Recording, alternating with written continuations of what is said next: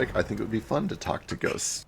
This is a brand new sentence. There's a lot of grass on the field between ghosts aren't real and you don't like ghosts. You don't want ghosts to be real. So you want ghosts to be real, but they're not. I want friendly ghosts to be real. I think that'd be fun. What about the unfriendly ones? But I admit with a heavy heart that ghosts, I'm pretty sure, are not real. What's your literally ghost phobic? That's literally crazy. denying me. Imagine if you said this about a minority. Hello, welcome to Wildfolk. Are we streaming? We just went live. It's fine. I think Frisk and Philo are dead. Yeah, I should have checked before we went live. Frisk and Philo, are you guys alive? Do we have you? Nah, I'm dead. He's dead. He's a ghost. I'm proof. Living proof. Living dead proof. Living dead proof. Living dead proof. You know, like the song? No, actually. You never told me what your favorite ghost and or rock is, Philo. Philo has a lot of rock opinions. Rock opinions, you might say. Whoa. I have a lot of rock facts. I don't know what my favorite one is, though. That's tough. Is it that one that Sisyphus pushes up that hill? Nah. Damn. Rip Boldy. You know what? I'm pretty cool, but... I knee-jerked pumice real fast, and I do like pumice, but turquoise and malachite are both rocks, and those are both very, very nice. I like those both a lot. Those are minerals, fact. They count. He does have rock opinions. I do have rock opinions. Whoa. I was talking about Philo. You don't have opinions. Oh, yeah. You're too milquetoast. Wow. Welcome to Wildfolk, everybody. Welcome to Wildfolk. I'm your milquetoast DM with no opinions. Today we're going to play a game. I'll facilitate it. Just a little warning. Jaeger's on the way home because of daylight saving times. He is a little slow getting home from work compared to start time. And also, he might have company suddenly show up and disappear. So Ruko he's in and out. He'll be in and out. Similarly, Foster is dealing with internet issues. He might also be in and out. So this is going to be a real duct tape of a session. We're going to see what happens, and we'll roll with it. We'll make it work. I'm here to stay, baby. There's no getting rid of me. Hell yeah. No matter how much you, the DM, wants to. Anyway. Let's see. When we left off a bajillion years ago, you guys had just traveled to the eastern coast of Unma. Spent a little time in a port city where you overheard some rumors that were some ruins that had a lot of treasure in them up to the north. And also, Ruko did a little research with the Johari rib bone and was able to use it to kind of like act as a compass that points towards Johari, and quickly realized as you were traveling, she is also just a little bit to the north, and as luck would have it, sure enough, she, along with many other undead, were at the Einbarak ruin, where they were doing something on behest of what appeared to be the Desolate King. They were all bearing his mark, they were doing construction, and you guys found a big old obelisk down at the bottom of these ruins that she was protecting. Initially, at least. You guys were able to destroy it, and that freed her from whatever mind control effect it was doing to her. And then you fled, you ran, narrowly dodging some animated statues that came to life and tried to lock you in with walls of light, and then fired enormous deadly lasers that just narrowly missed you. When you got out, you found all of the other undead workers who were at the worksite and kind of tricked them into believing that something was about to explode. Used that diversion to flee into the desert. And everything went okay-ish. When we left off, you guys were escaping into the desert, making your way over towards Port... I have a name. Baraktum, which is a little hamlet just north of Port Sakri, where you know that a Cyril ship is going to be making port in a day or two. And you guys haven't... You guys have a few plans that you're still deciding on how you can take that ship or commandeer that ship or just peacefully board that ship or sneak aboard. You're hoping to use this ship to get to the Aladaleer Lighthouse, and then after that to get to Luteon, where Ruko and Kaz and Branch have a lot of business. Let's see. You have with you Johari, who has been mostly just focusing on fleeing. You can see that she is a little feeble. She looks exhausted. She looks like she has been essentially doing the magical equivalent of working for a day and a half straight. She's weary. Her eyes, these little magical pinpoints of light in her skull sockets, have a bit of a dull flicker to them. Something that Foster and Ethan can especially recognize is she's as sleepy as a skeleton can get. They don't need a lot of rest, but especially when they're doing a lot of heavy magic, it drains them. It drains the mana from their body, and she looks like she could certainly use some time to recover. However, it is also the middle of the most deadly desert on the planet, in the middle of night when all of the undead spawn. So I will kick things off with a question. You guys are about an hour from town, an hour from Port Parktoum. Do you want to just, like, gun it towards there, or do you want to, like, take a slow pace, catch your breath, and figure out an approach plan? What's your plan? We should gun it. Wonderful. Just gunning it then. Yeah, it's got it. That's just from someone without lungs. Everyone else should probably get a vote.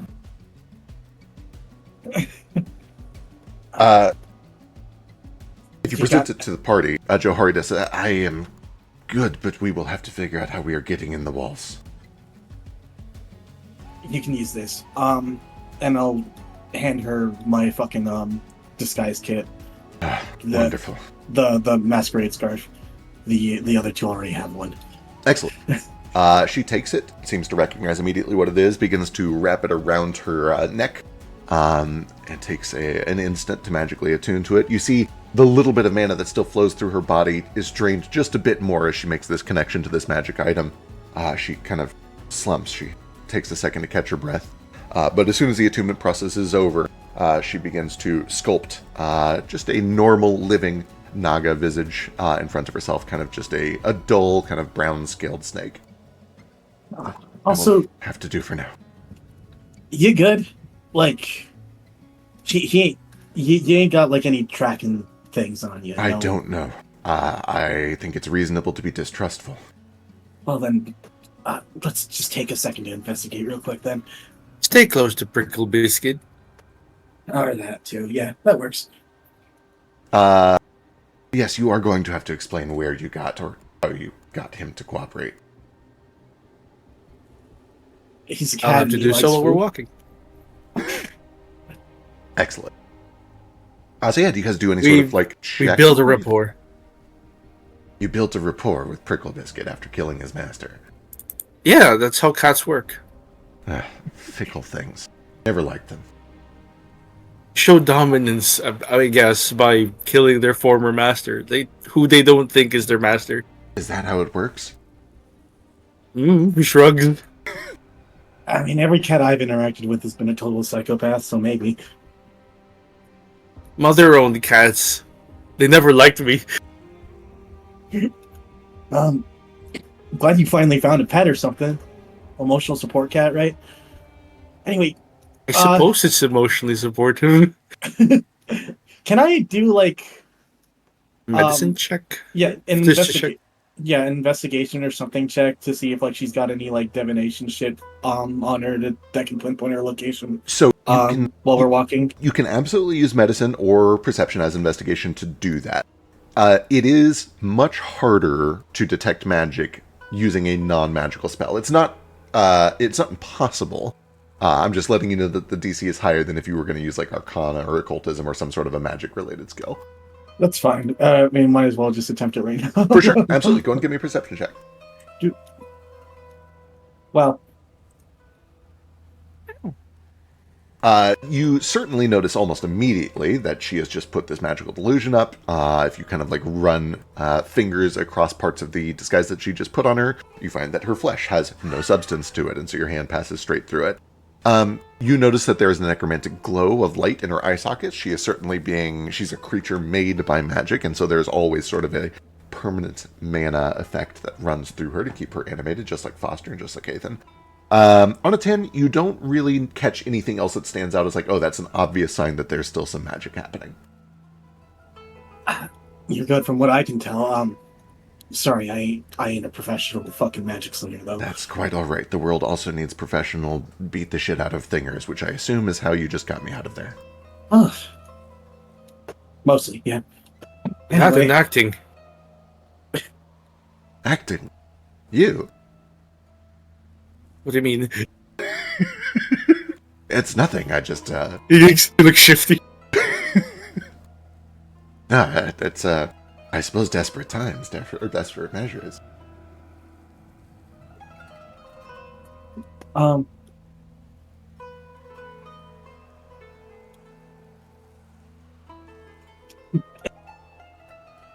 I think it's just like focus on gunning it to the town at this point. Is there like a path or anything that less?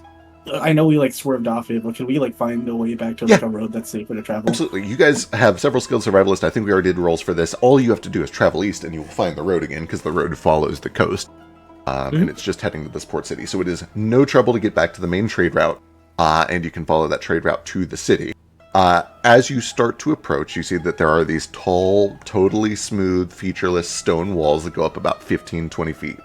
And you see that there are guards walking the walls with rifles and bows. Some of them have searchlights, a few of them with magical stabs. It's a small port, especially compared to Port Sacre where you just were. It's just a little hamlet here. You imagine it's probably just kind of a little fishing village. As I kind of explained before, the main reason it exists is because Port Sacre is simply overcrowded. And so they have spread out and added more little hamlets with their own docks. And you see that the harbor here is almost bigger than the city itself. There are a dozen ships, their sails kind of billowing in the moonlight, waiting for a turn to make port. Every 10 minutes, I'm gonna heal people with my flask. So while we're walking, this doesn't require us to hold still, so I don't need treat medicine or anything. Perfect. You guys travel for about an hour plus another 10 minutes for the conversation you just had. So, like, you can run 7 rounds of healing. I assume it is enough to basically top everyone off. It's 24 healing for anyone who drinks, aside from me, which I heal 1 extra. Excellent. Johari, as you heal one of your living allies and then you heal yourself with the same method, you see that there's a bit of a look in her eyes, and she kind of catches you on your own for just a moment, and says, so I take it that they understand your condition. They do. Good. It took a while to find trustworthy allies, but I found them. Well, that certainly makes things a lot easier. What's the other... And she looks over towards Foster. What's that one? What's his deal? That's Mr. Nasir. He is a gardener for, what's Telia's family name? Vesper. Yeah, for the Vesper family. They're not royalty, were they? They were like, but they were aristocrats. She's got a long shot at this. Let's see how it goes. Never heard of him. Here? In Unma? New? Old? Old.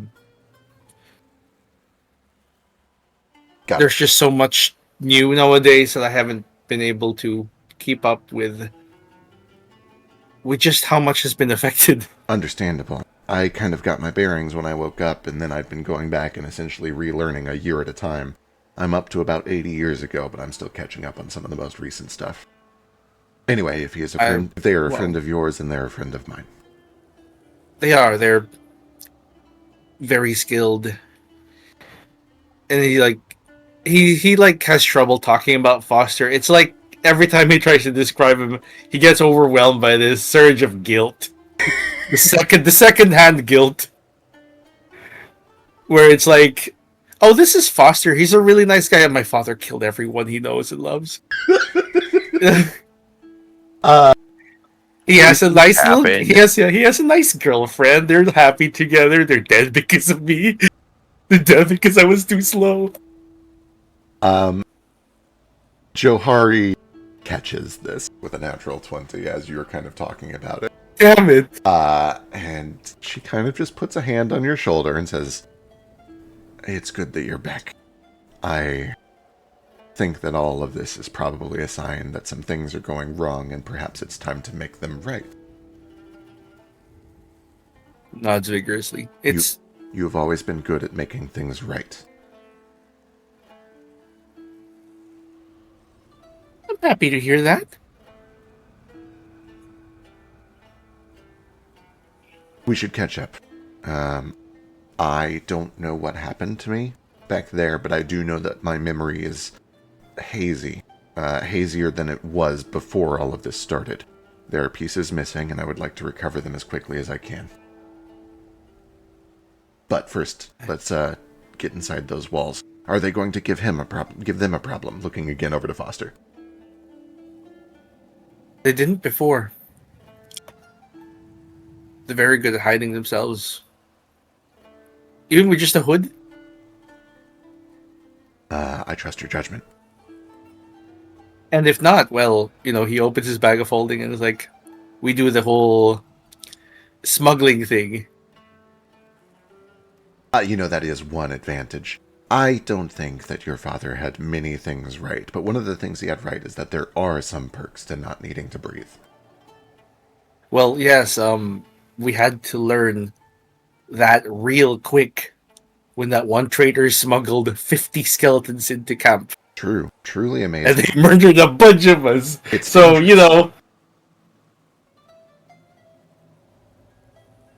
very well then. Tiki, my life was glamorous. And you guys begin to make your way down the street towards the wall. So refresh my memory, Foster. What do you have to blend in, or if you try to blend in at all? Yeah, so we're going somewhere that's not super friendly, right? Is my understanding? At the very least, they're going to be wary. Every city in Unma has some sapient undead. They understand the concept that undead can be smart and can have free will, and some of them can even be good. But you will be looked at very skeptically, especially because it's the middle of the night, and especially if they find out that more of your party is undead than not. Right. Okay, I've got this as in life, so in death. Yeah. So I think we've been doing, if I pull my hood up and keep my arms inside the cloak and all that good stuff, I'm pretty well covered. Okay, perfect. Excellent. As you guys are traveling down the street, you pass by many merchants, many travelers, even in the dead of night, with strong guards, with big accompaniments, because there are undead literally as you are traveling, just crawling out of the dunes and shambling over to the nearest person and trying to attack. So every now and then as you're traveling, you hear the crack of a rifle or the clash of steel as some of these mercenary caravans put down stray skeletons that meander up from the dunes towards you. And you see a few of those looks as you guys approach the street, but most of you appear to be normal, appear to be living. And all three of you have one manner of disguise or another, which passes passing scrutiny. When you get to the wall, you do see that there are a pair of guards manning the gate who are actively inspecting each person. And as you guys walk through, I do need a deception check from Ethan, from Johari, and from Foster. Oh, no. Because you're disguised, you have a +4 to this.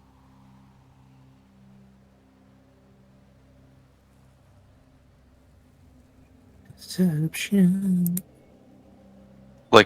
Just +4 circumstance bonus? Yeah, +4 circumstance. It's 22.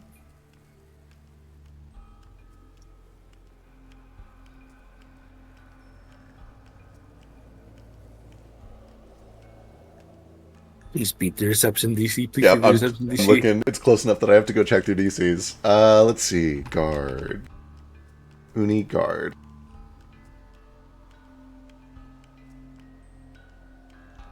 You see that one of the very first things that they do as each person approaches the gate is they just take the back of their hand and they kind of pat down. And as soon as Johari steps up, they pat down and it goes straight through some of her clothing. She looks a little frantic, a little panicked, and turns to you, Ethan, to see what you do, to see if you have... She's looking to you for guidance in this moment. It's just not to scare the public. We're not mindless. They stop, the one that was checking, and turns and looks at you. How many of you? Assuming they're going to pat check everyone, including Foster. And having been here before, they don't stop you if you're undead, only if you're crazy. Right, only if they think you're, trouble. 3. Which ones?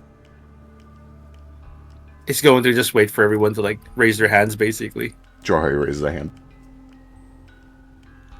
Yeah, I'll pull my hood off. Yeah. Unless we're in like a crowded area.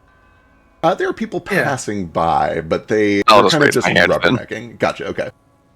And then Yeah, Nathan. and he also raises his hand. Okay. So the guards do something here where they look at the three of you and kind of say, wait here. And then they turn over to Branch and to Kaz and to Ruko and pull them aside so that they can essentially whisper out of Sure, their that shot. control. Yeah, and the guard looks at you, Kaz, Under and Branch, duress. and says, these companions, you are traveling with them willingly? Oh, yeah. You It's are fucking not dangerous out here. You are not under duress? Nope. Are you harmed? No. Are you under Missing magical arms. compulsion? Nope. Are you willing to take responsibility if they cause damage within the walls? Oh, God, I know all this legal shit already. Yes, I'm willing to take responsibility for my friend's actions. You know what? Actually, give me an Edgesite, Laura. Ta-da!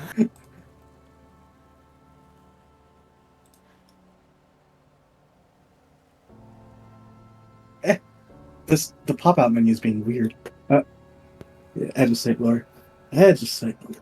There it is. Yeah. Or skills. You Very nice. know the magic words. You understand that what he's doing is a very standardized procedure, and although it is not one that you have to do very often in Famador, it is one that comes up every now and then. When you do it, it's mostly looking for monsters. It's looking for daemons. It's looking for changelings and shapeshifters. But it is a procedure that you understand very well, and you know all the right things to say to assure him that this is not that. While that conversation is going on, the other guard is looking at Kaz, and he says to Kaz, what is your business in the city? I forget what we're doing here.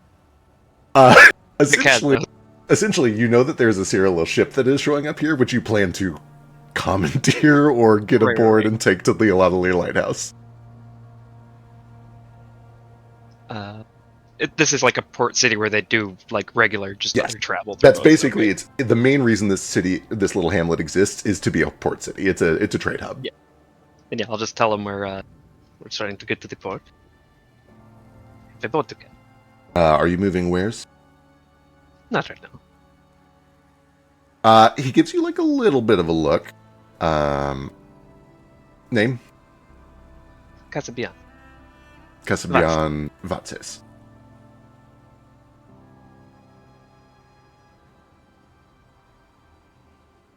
Understood. Are you willing to take responsibility if your undead companions cause damage within the walls?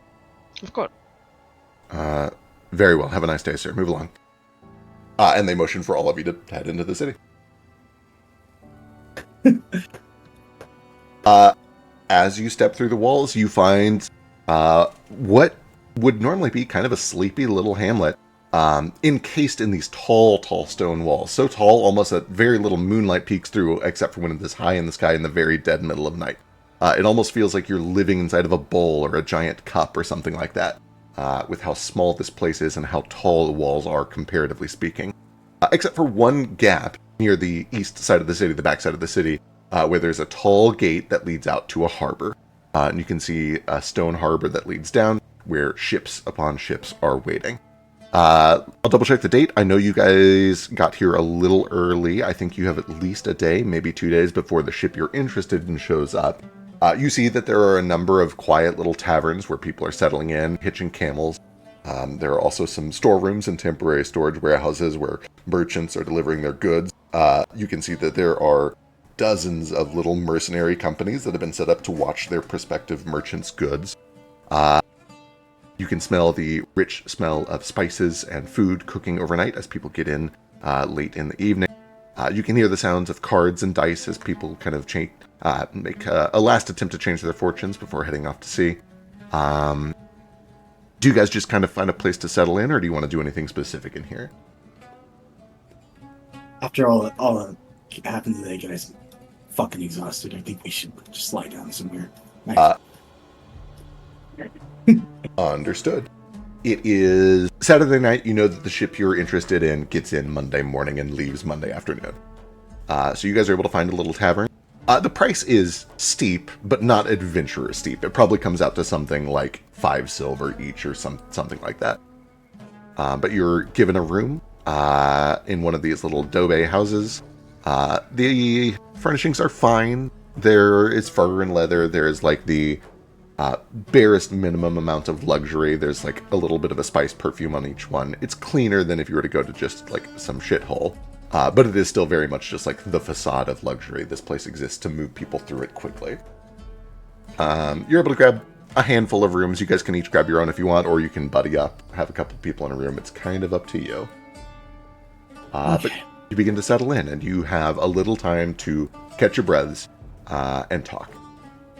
Okay, so first off, anyone who's livingly challenged needs to buddy up with someone else who isn't, probably. I can... You two want to catch up? You do that already? And I'm talking to Admin and Jahari. Anything on the table that you want to discuss in private, or? We can probably do that. I would like to talk. The most important thing on my mind is that I should be somewhere where, if I try to escape again, I will not. You've got your charms, and unlike when you were living there, you ain't got no shitty neighbors sabotaging you, so maybe you'll be fine. Wait, sabotaging me? Oh, you didn't know that your fucking jackass neighbor was fucking with your magic and all that. You mentioned You you killed him. I'm that. connecting the dots now. And you see that the little bit of mana that still runs through her kind of flares up for a second. Her eyes brighten in rage. It's like, all right, okay, all right. Well, that explains a lot. So the charms, do they work without him tampering? How did the charms It go? seems to. Your trinkets, he just points to the Cassiterite charm. Yes. Helps a little.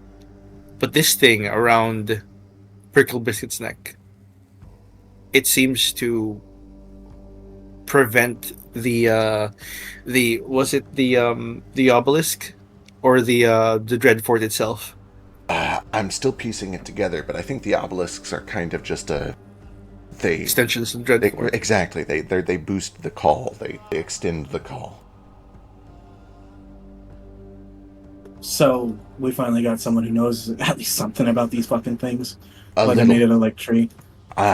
Most of what happened inside of the pyramid itself, I do not remember, but I remember bits and pieces. I'll try to search my memory and see if there's anything useful in there. How long you been away? As long as Athen? How long have I been awake? Yeah, like this. Like You the... know. Oh, well, that is complicated.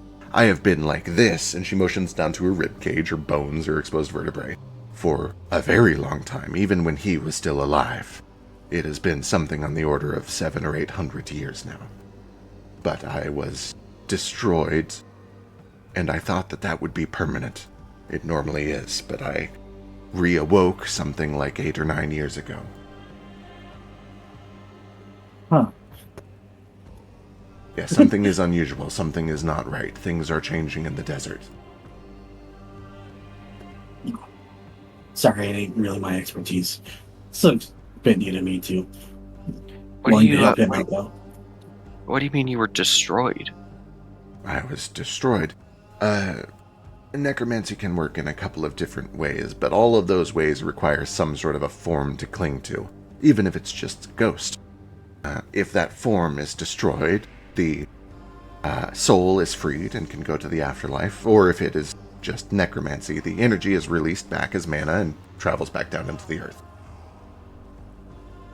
Is that what I saw earlier when we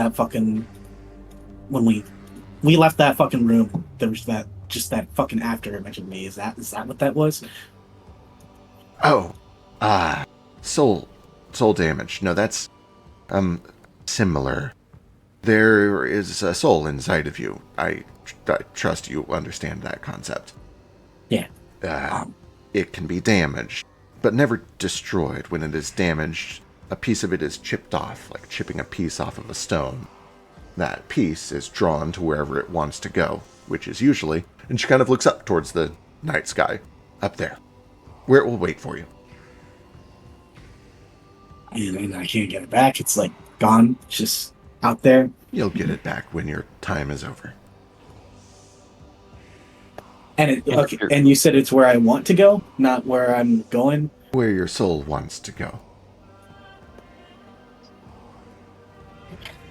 Fuck, It I hate is thinking about this Yeah. theology crap. well, it is the equivalent of gaining a scar. So think of it like a soul scar, but not cool because you can't really see it. That is a good way to think of it, yes. Yeah, I just feel fucking tired. Is that gonna be like a permanent thing? Oh, you feel better in the morning. All right. Your body gets used to it just as you get used to weak knees and, withering eyesight. When we fought my father, he used so much spirit damage. I employed a lot of it myself. If all you were feeling is lethargic, you can consider yourself a little lucky. Many times it strips you of senses, your ability to see or hear, things like that. In minor ways, but they add up over time. It's irreparable. Branch just like reflexively like tries to wiggle the fingers on his like fucking not there hand, and then just goes. So this is what we're dealing with if we're going up against your fucking um you know family base. This is what the entire world is up against right now. All right, fine. Uh, guess we gotta prepare for that more. Wish I knew it Yeah. sooner. Well, I'm glad we didn't face it sooner. Would have I annihilated would us. wipe the floor with us. Yeah, imagine losing many of your senses early on. No, they save it for later on. Like ghosts will do this sometimes. Ugh. It's just a thing that things can do. Some things do it naturally. Yes. Spirits have a hard time damaging things except for other spirits, and so a ghost will often attack your soul. Things Some like of them, like poltergeists, will throw things at you. We've faced that. Sure. Destroyed well, me. It is cyclical, too. The reason that so many undead are mindless is because they've lost enormous pieces of who they are. They're essentially nothing but rote animals. But from what I understand, you guys can get it back, though, right?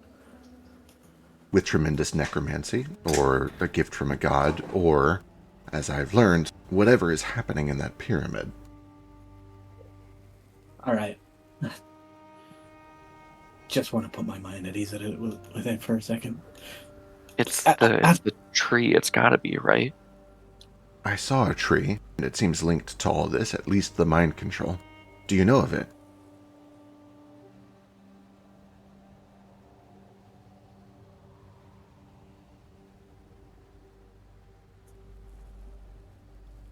I know of it. I've seen it too.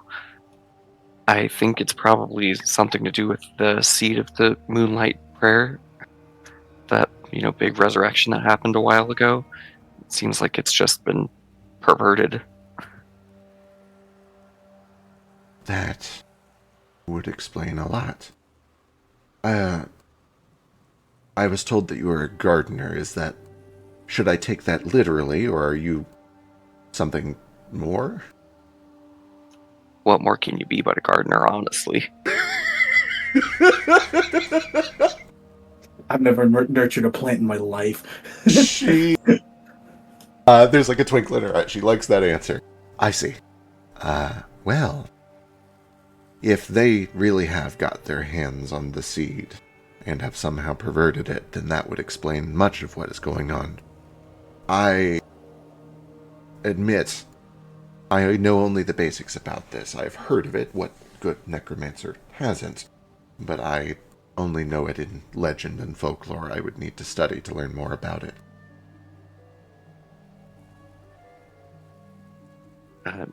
I don't know too much about it either, but I'd be happy to help research. Perhaps once we get holed up, we can put our heads together, combine our knowledge, and try to figure things out. Wait, hold on. Sorry, I gotta interrupt real quick, but we... Don't get me wrong, saving you was a priority, but that's not the main reason we're here. I'm happy to be your side mission. Why are you here? We're heading to Lateon to deal with, and I'll look at Kaz for a second.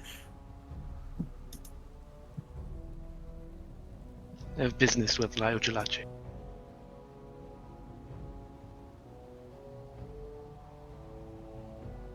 I have never heard of Luteon. Where is it? La Echelache, the pirate shepherd thing. Like the... I mean, I suppose I should know that it can't just be a folklore thing, but... That's the one. Huh. Okay. Alright. So I just was on the way?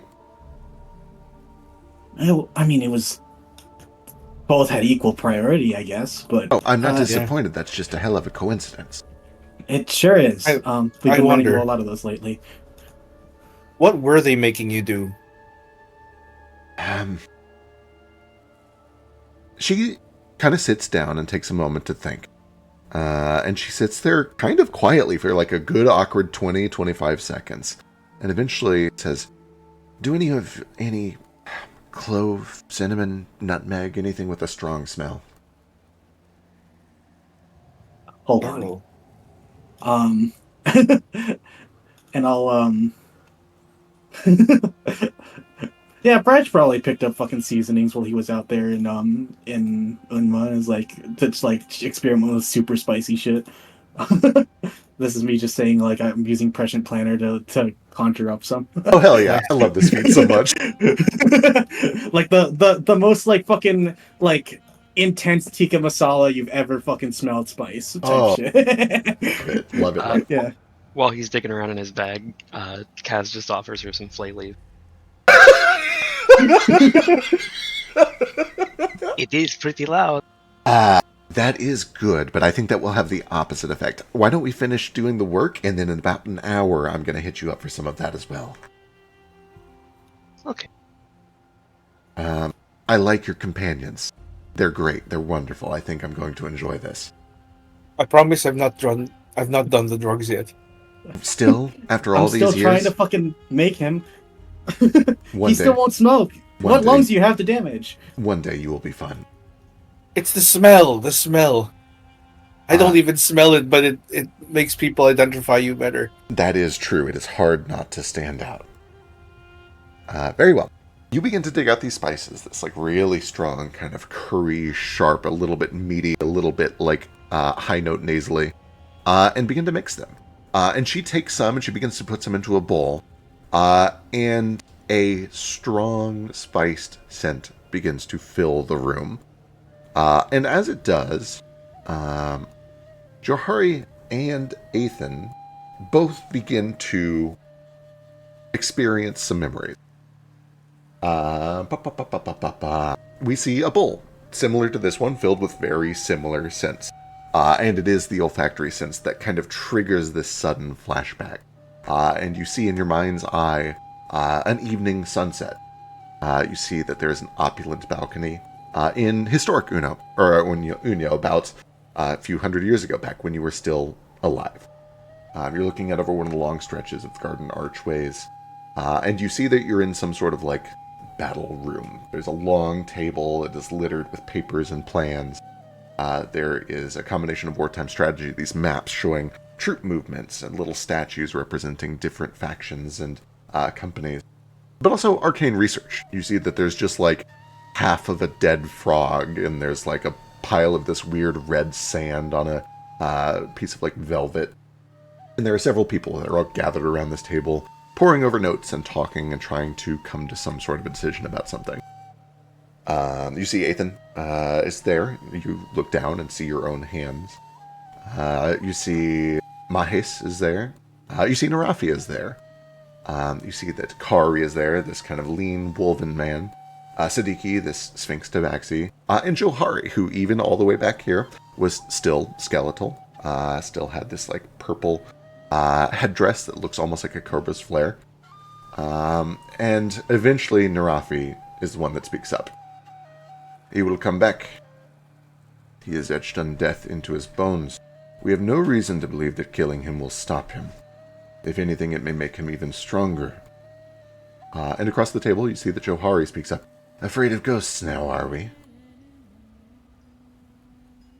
We have the entire clergy of the sands. If a spirit lingers, we'll exorcise it.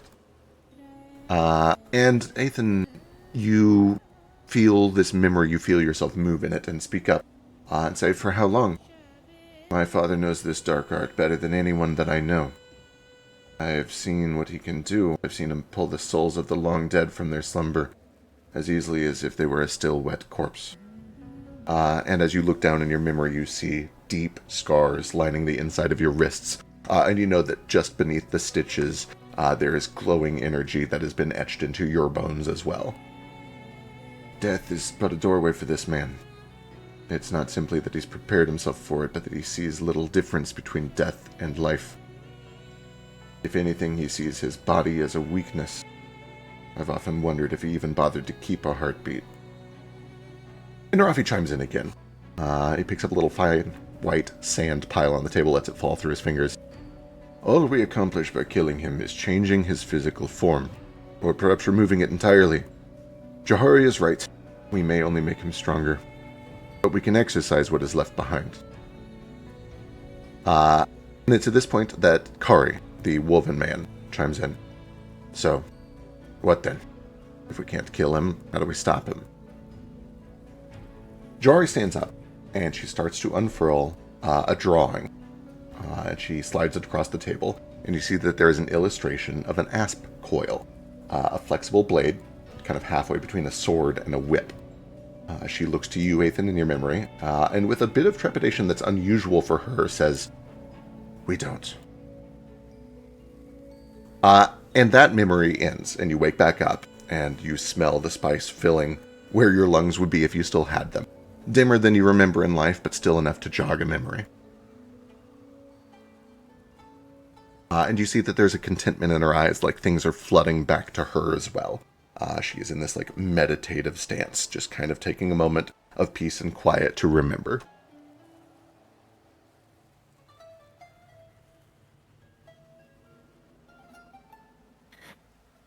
I can smell. Is this your first time? It was faint, but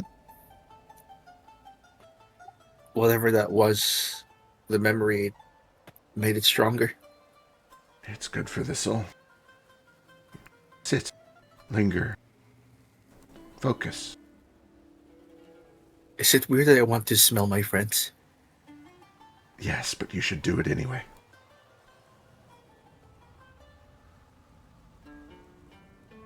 Maybe when it's less weird. It never will be. Smelling my smelling my friends is my favorite thing to do to them. Everybody smells so weird. You kind of smell like worms. I smell like worms? No, you smell nice. The lack of any, like, I guess, biological shit on you. It's kind of nice. It makes the nicer things stick around. Oh, thank you. I tried to rub these, like, scented oils on my bones at least. That might be it then. Although sometimes when you were in Narafi and you were putting everything in that pouch, the fucking wine and meat mixing kind of was a little off-putting.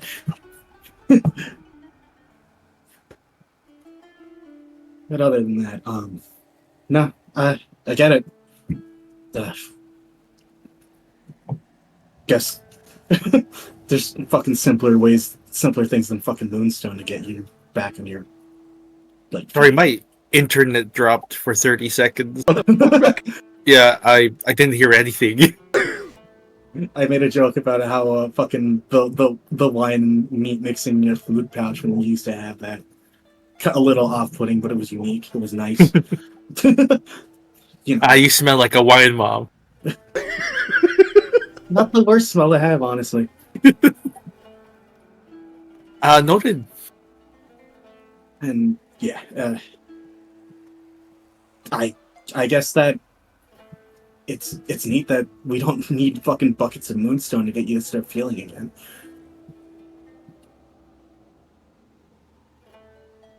There are a lot of theories about why it works. It's hard to prove whether any of them are true or false, but it is a core principle of souls that they grow. The more a thing is cared for, even if it is only being cared for by itself, the more it expands. If you bring a shrapnel of a soul and stuff it back into its skeleton, and then let it linger, let it grow, let it love and be loved, it grows back into a new soul.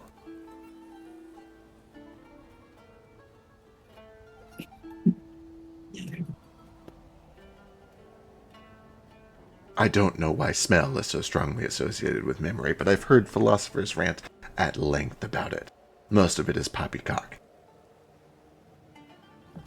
Can it just be nice? I like you.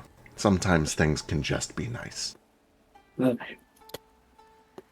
What about like taste and like Taste and smell are the same sense. Everybody knows this. fucking whatever? I'm not a fucking biologist, entomologist, bodyologist. What's the study of living things? I believe that would be a biologist. Yeah. Anyway, I don't know. I've been trying to fucking get him to experience more shit. See if it makes him better. It has been helping. Has it? If not to remember, then to at least discover more of myself. Yeah. Get scared every once in a while. Try to trigger Foster's fear of heights. You're afraid of heights, right?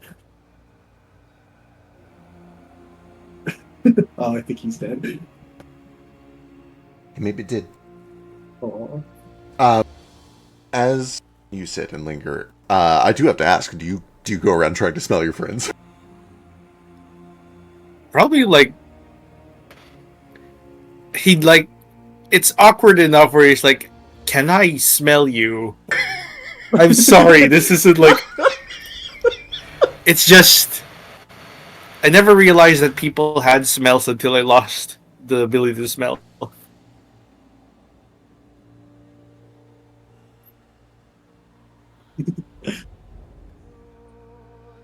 French lets you probably. What's the smell associated with brands? I suppose. I was gonna say, what do you smell like? Don't make it weird, but what do you smell like? Weird, yeah, but like, yeah, you're generally. I imagine like something spicy. Yeah, tobacco and Yeah, tobacco fucking- smoke. Yeah, tobacco. Anxiety.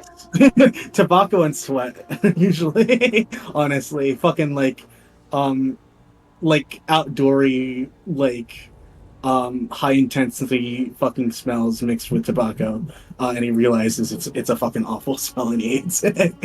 But it's just what he smells like. Yeah, he's like, that makes sense. And like he kind of associates it with Branch, the smell tobacco now.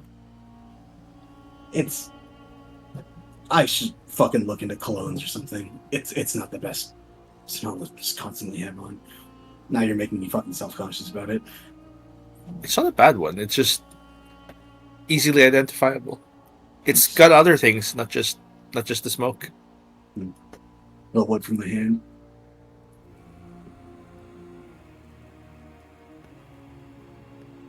Yeah, I'll look into something flowery or whatever. Maybe ask Foster for something else. As you draw in some of this smoky smell, and as the other spices begin to burn through the room, Ethan, more memories start to kind of just flicker in and out. But there is eventually one that settles into your mind.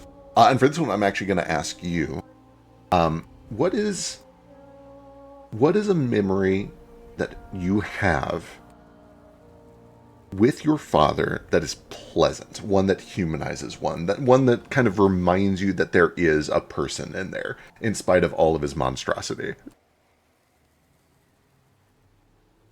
So, like many of the stories around my childhood, the best ones are involving the game of masks. And in this particular one, I'm kind of new to the game. Right? I've taken Timmy the Powder Monkey and made him my persona. and I get really into it, and I climb this makeshift mast that everyone has kind of put together. And then I remember suddenly that I have nannies, because in the audience they start panicking. They point and say, "Don't let the prince climb so high. Someone stop the. Don't let him climb so he could fall. And if he dies, oh, what will we do?" And they do the timeout thing, where when there's something wrong, we break character and check up on someone if someone actually cracks their ribs or breaks it, or like has an injury. And I was really high up there on the mast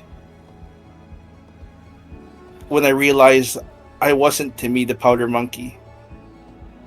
I was Prince Athen. And Prince Athen is afraid of heights.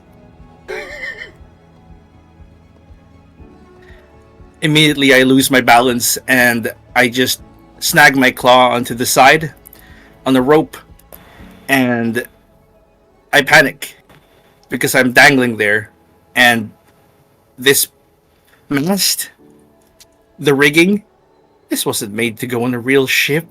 This is a set piece. Set piece made to carry skeletons. I have meat on me. Yeah, you immediately hear some things snap and crack that certainly shouldn't. So I'm dangling there, and people are trying to hold the mast up, and they're concerned about climbing up there. And all I can think about is, I'm going to fall. I'm going to fall, and it's going to hurt. And I was afraid. And then I heard people go quiet. And then I smell him before his shadow looms over me.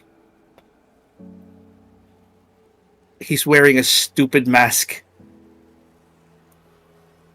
kind of like a jester's. And he says that he's Jimmy's father, and to remember that, no, he was Timmy's father, Jimmy. It's an odd memory because he just improvised it, and he was never good at improvising or acting. He just said, "Timmy, I'm your father, Jimmy." Timmy had a little fall because he was stressed. That's right. He's having a flashback to the circus, where his father taught him how to climb the tightrope and walk it. And he was such a bad actor. But there was something he said that wasn't a lie. He said that Timmy remembered that his father would always be there for him. That if he falls, his father would catch him. It's okay to let go. It's okay to fall. I let go. And he caught me. And he fell. But he protected me. As this memory floods back to you, almost seamlessly, the sensation of falling into his arms and him falling back and catching you, you feel your mind continue to fall into another memory much later, at a much darker point in your life. You feel yourself sit, suddenly, kind of slumped, tired, exhausted, just kind of falling onto the sandy dunes of a hill, looking out over a war camp. You see that it is sunset. There's a shimmering mirage on the horizon, and you know that behind that mirage is Del Muerto, and waiting there just beyond sight in the shimmering light is an army 4 times as large as your own that cannot be killed. And you hear footsteps trudging up from the war camp behind you, and you hear Johari's voice. "Do you have it?" And you look down and you see a box. Beautiful, gilded, ebony wood, stained even darker. And you open it, and inside you reveal the sword in the diagram, Hypnalis, the asp coil. It's time. You remember opening the box. You remember taking the blade into one hand. And you remember slowly beginning to lower your palm towards the blade. And Johari reaches out, a skeletal hand around your wrist. Don't be stupid, you're going to need that to fight. She grabs your pinky, and she guides it towards the tip of the blade. This blade will take a great many things from you. But of your blood it needs only a drop. Are you sure? Are you ready? And what did you say? No. But I have to do it anyway.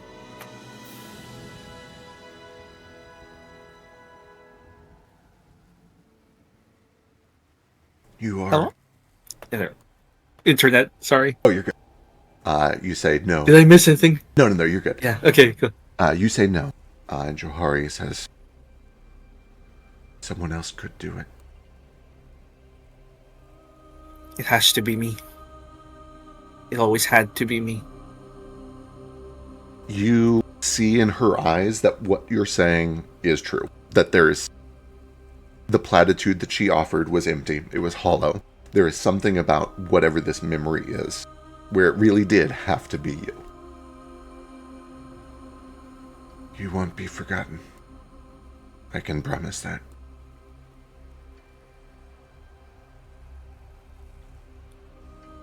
I'm going to be with my mother and my brothers after this.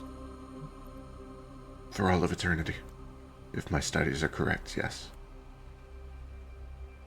Have you given thought to which afterlife suits you? Do I really get a choice? You have a say in it. In many ways, you have already made the choice with your actions, with your life. But which do you think it will be? You are a great warlord, but you are also compassionate. You study. You perform. Where do you want to be when this is all said and done? Where I deserve.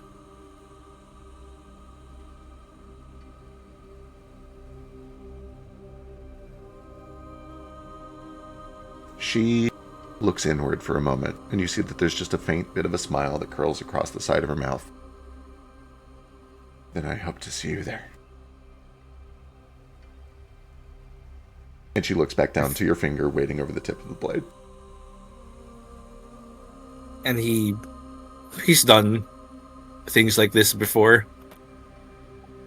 He puts his fingertip against the blade and draws blood. You feel your mind jolted, as if reliving hours of memories in the blink of an eye. Too fast to process, but there are vivid flashes of color, the smell of blood, the sound of metal on metal, bone on bone, cracking, screaming, yelling anguish, the hot desert sun, sand getting in your mouth, in your eyes, in all of your orifices. And then it all slows. And you see hazily, surrounded by green flames, your hands once more now skeletal. The flesh has been stripped from them. Arcane runes have been etched into your wrist bones. And you see on the ground at your feet is the sword once again. And you reach down and you pick it up tepidly, as if it's hot to the touch. But you resolve yourself and you grab it even as it sears against your bones. And you begin to carry it back through the desert, back towards the desolate keep, this pyramid against the wall, or against the mountains, where you collapse and your memory ends. And you wake back up, not really knowing how much time passed as you were experiencing all these memories, surrounded by your friends, who are all just kind of enjoying the smell of the perfume that is filling the room. Johari seems to be fully entranced by some memories of her own right now. And I guess Kaz and Ruko and Foster, and if you're here, Ruko, if you're here, what do you guys do as you're getting lost in all this? Do you guys meditate? Do you guys think? Are you playing games? How do you fill the time here?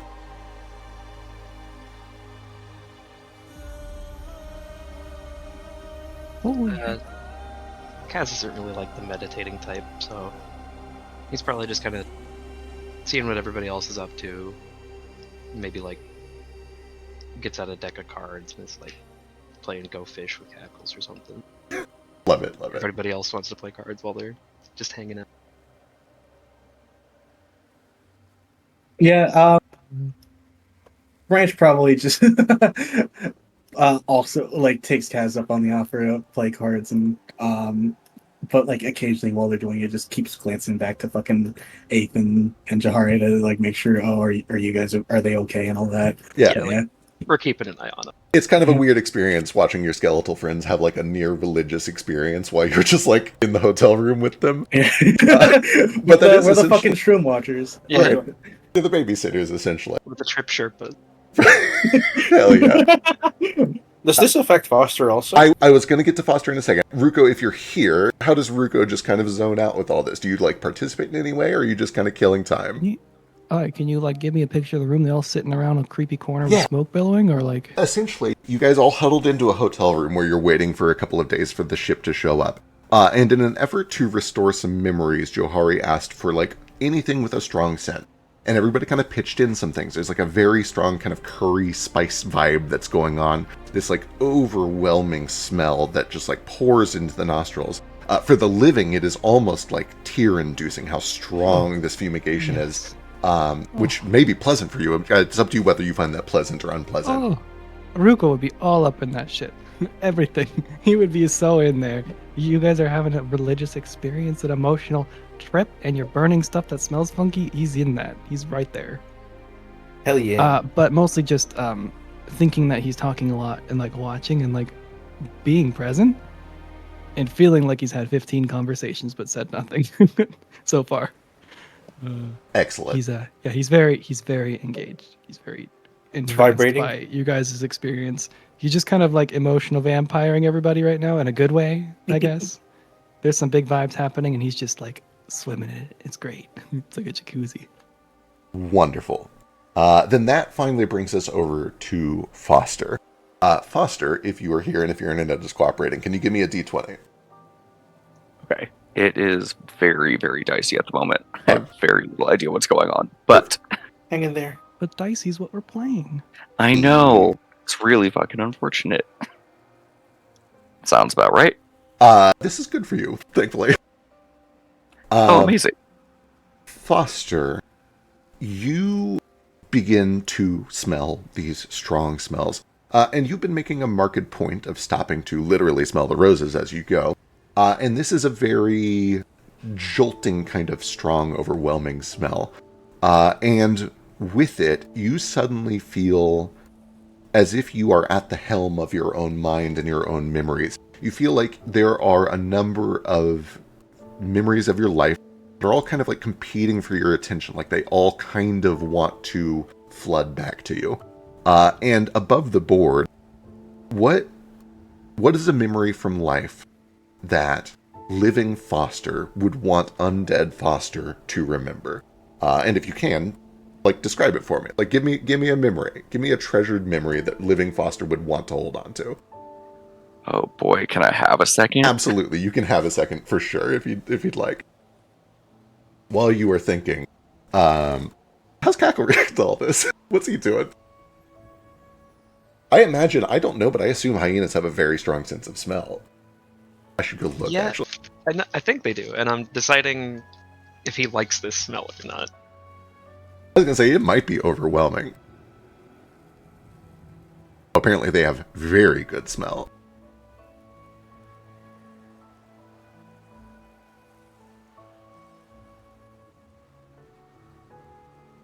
I'm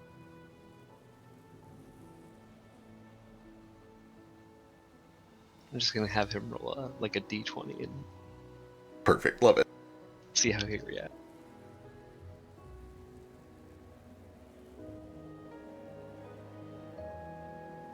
He's all right. It's a very strong smell, so at first he probably kind of like tears up and does the like.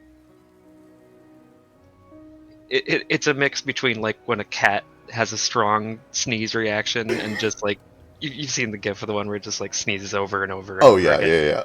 It's like a mix between that and like a child doing it. Right. So he's like just standing up on his hind legs, just like sneezing all over the place and coughing. He's like, "Oh God, that's strong." Truly a wild trip where like 2 or 3 people are having religious experiences, and then one of them is just repeatedly sneezing like every 30 seconds. It's like, wait, I'm good. I'm good. I'm good. Hang on. Oh jeez. Oh God. And then after a bit, he adjusts and probably just starts playing cards with Branch and Kaz. Hell yeah, perfect.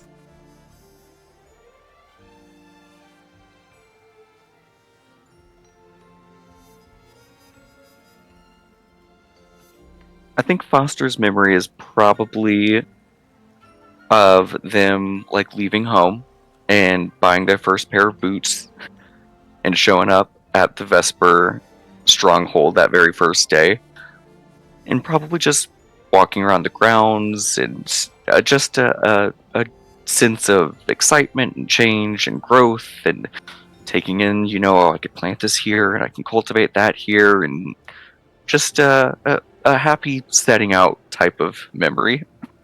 Amazing. There is kind of this rush, this montage almost of you heading to the castle for the first time. This big new life that is such a shock for coming from a rural environment in a feudal society, where there are beautiful gleaming castle walls that are 3 times taller than the biggest house in the village that you came from. Everybody is wearing like these billowing dresses that cost more than you make in a year. Everybody speaks funny. Everybody has like powder on their faces, and they do their hair in weird ways. And there's no way that somebody is walking all day in those shoes. It's crazy to you how like fluffed up and impractical everything seems, and yet how magical and how romantic in the classical sense of the word it is. It almost feels like a fairy tale. And the montage continues as you start to shift into your role as the groundskeeper, as the gardener here. And you start to acquaint yourself with the layout of the gardens, the layout of the courtyard, the layout of all of these rows of orchard trees in the back.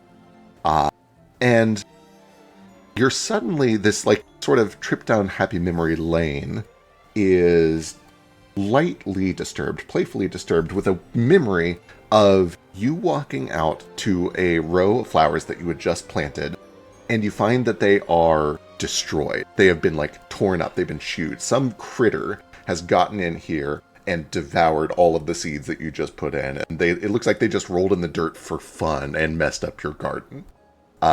What does Foster do when he finds his, like, it's like his 3rd day on the job? He's real nervous that like things are gonna go wrong, and some critter got into his planter and fucked with his flowers. I think Foster, okay, this 3rd day on the job, my initial thought, I'd probably look around and just see if anybody's watching, see if anybody's noticed that, something bad has happened. It's very early in the morning. Nobody that matters is up yet. Burn.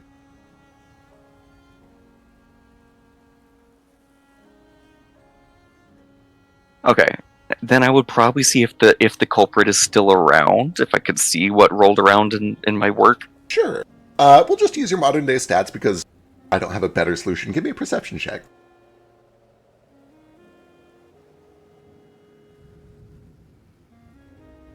You take a moment to look around, and with a 10, you can tell it was some sort of a critter, but like, there's no sign of them. It's not that there are no footprints, it's that there are dirty footprints everywhere. This thing like went nuts. It had a heyday in here. And it could have gone in 8 different directions, and there's no way to know which one it still was. But whatever it is, it's not still here. Alright, well, if I can't find it, there's nobody watching, I think Foster probably, under like just the absurdity of it, starts to laugh to themselves and just, I hope you had a good breakfast, and starts cleaning it up and readies themselves to start again. Yeah. Your memory continues. You remember redoing all of that work and the monotony and the special kind of hell that is redoing something you just did the previous day. But you kind of take it under the chin, you enjoy the weather, and you begin to replant. And you come back the next day and everything looks great. And the next day, everything looks great. The next day, there's little sprouts starting to come up. You can see that there's like gray rolling clouds, rain sprinkles down in the courtyard. Things go well for a few days. And then you come back about 3 or 4 days later, and it's a mess again. Everything has been torn up. Some critter has gotten in here and just destroyed that planter again. Okay, somebody's fucking with me at this point. It looks like the same critter. Give me another perception check. I'm so triggered right now.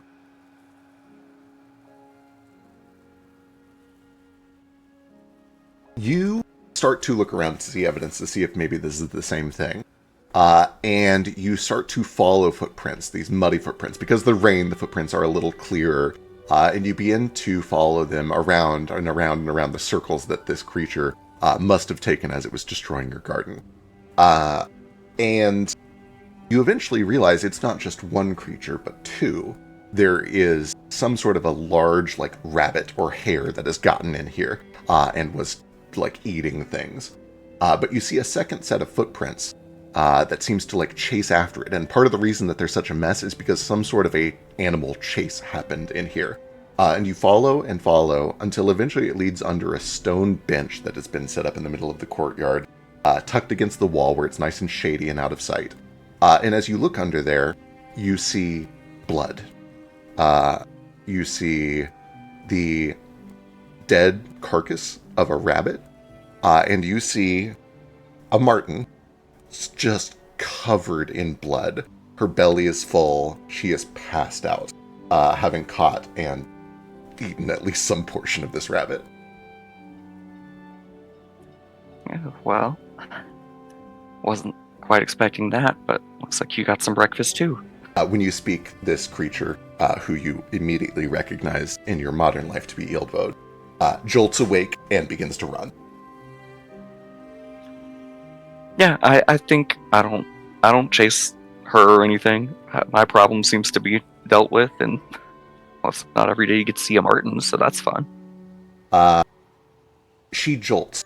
And when you don't give chase, she kind of stops at the archway and she perks up and she turns around and just looks at you and cocks her head at 45-degree angles as if that angle will somehow better understand what is happening.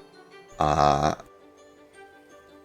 then after a few seconds, content, she scampers off. More time passes in the garden. It begins to grow better and better.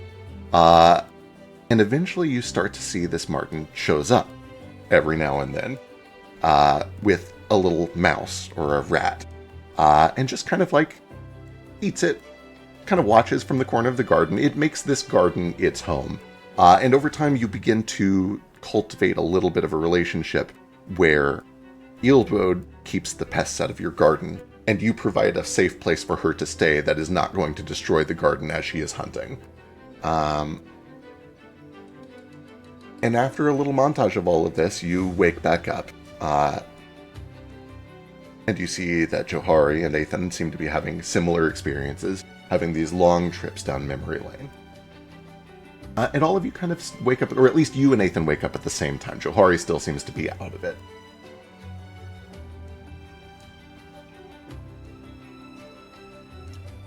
Must be her first time.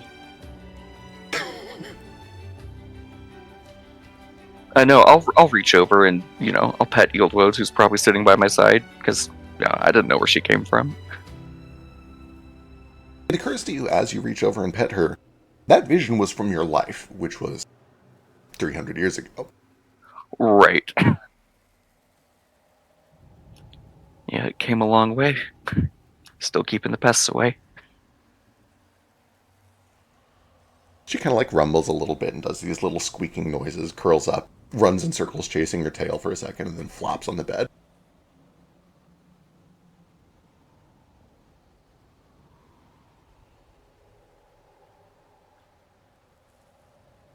You have a good memory, Ethan? Many. That's great. Yourself? I did. Very good.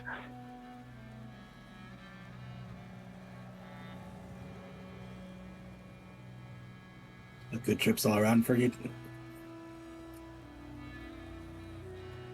Good trips all around. Hell yeah. You know what Man. this room needs? A pillow fort. Foster. If you weren't already taken, I think you were a man after my own heart. Start pulling pillows out of my bag of holding. Oh fuck yeah! You stole them? I stole them. Ah, hell yeah!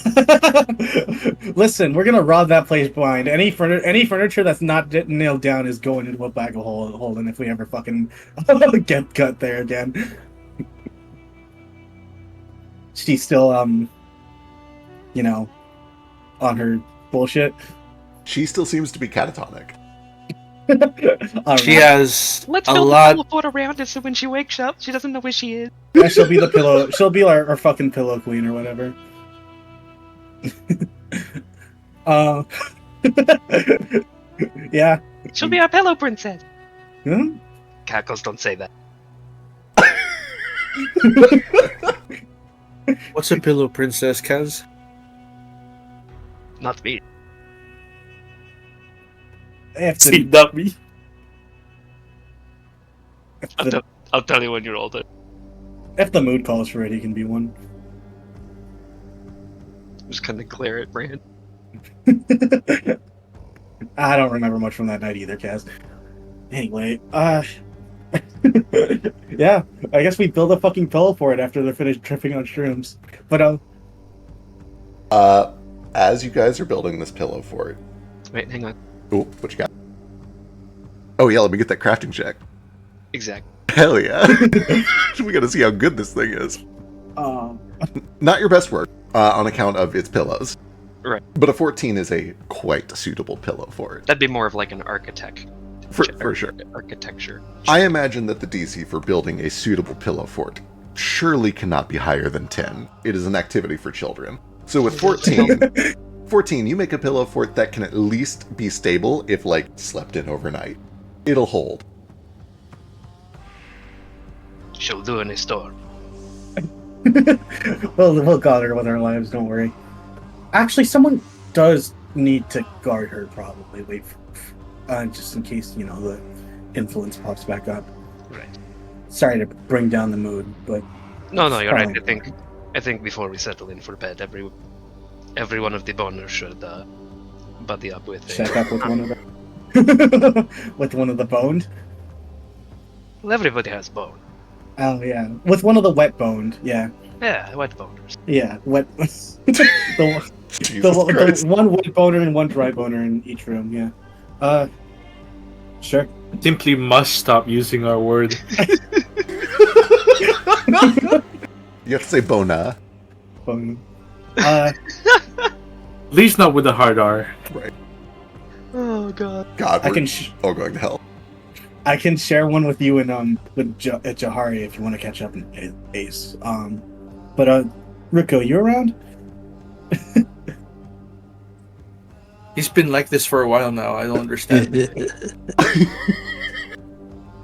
Yeah, what's up?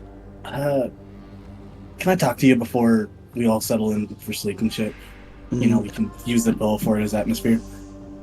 Nah. All Yes. right. Go fuck yourself.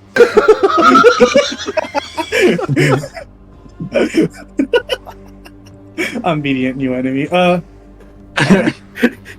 Joking. Just Wait, realize, let me get my computer real quick.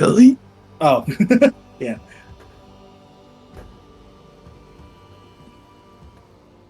What'd y'all remember? Looking back. Yeah.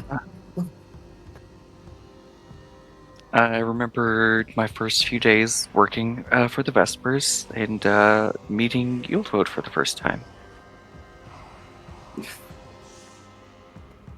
Wait, that was like. Correct me. Your death wasn't a recent thing, right? I think we die a little each day. but also I think it was like 700 years ago. I might be off on that timeline. How long do those things live? Not 700 years. Oh, okay. You know what? It's your familiar. You'll probably figure it out. I don't know. It was weird because I didn't recognize her until today, but she was sent to me by like the old growth. Like I never really felt like she was connected to any of the other stuff that happened. I mean, she seems to like hanging out with you enough. Well, I could ask for worse company, that's for sure. Yeah, that's why you surrounded yourself with us, right? Look, Yieldwood can't build a pillow for it. What's Yieldwell doing right now in the background? She has spent the past 25 minutes running around in circles chasing her tail, and passed out about 3 minutes ago, and has essentially looked like a dead corpse since then. For at least a minute of that, Ruko has been looking at Branch and Foster talking and like pointing at Eelbode like he's tattling, but he's just, his face is like, how is this real? How is this so cute? And saying nothing. Just look. That's all. To my knowledge, she's never rung up as like undead or anything, has she? Like she eats, she's pretty animalistic, all things considered. Yeah, pretty much animal. No, you've never gotten any like unusual vibes from her. Obviously, she's a familiar. There's like a little bit of a magical connection you have to her. But no, nothing like Fae, nothing undead, nothing like that. Intriguing. Multiple people with life sense has not detected her as undead.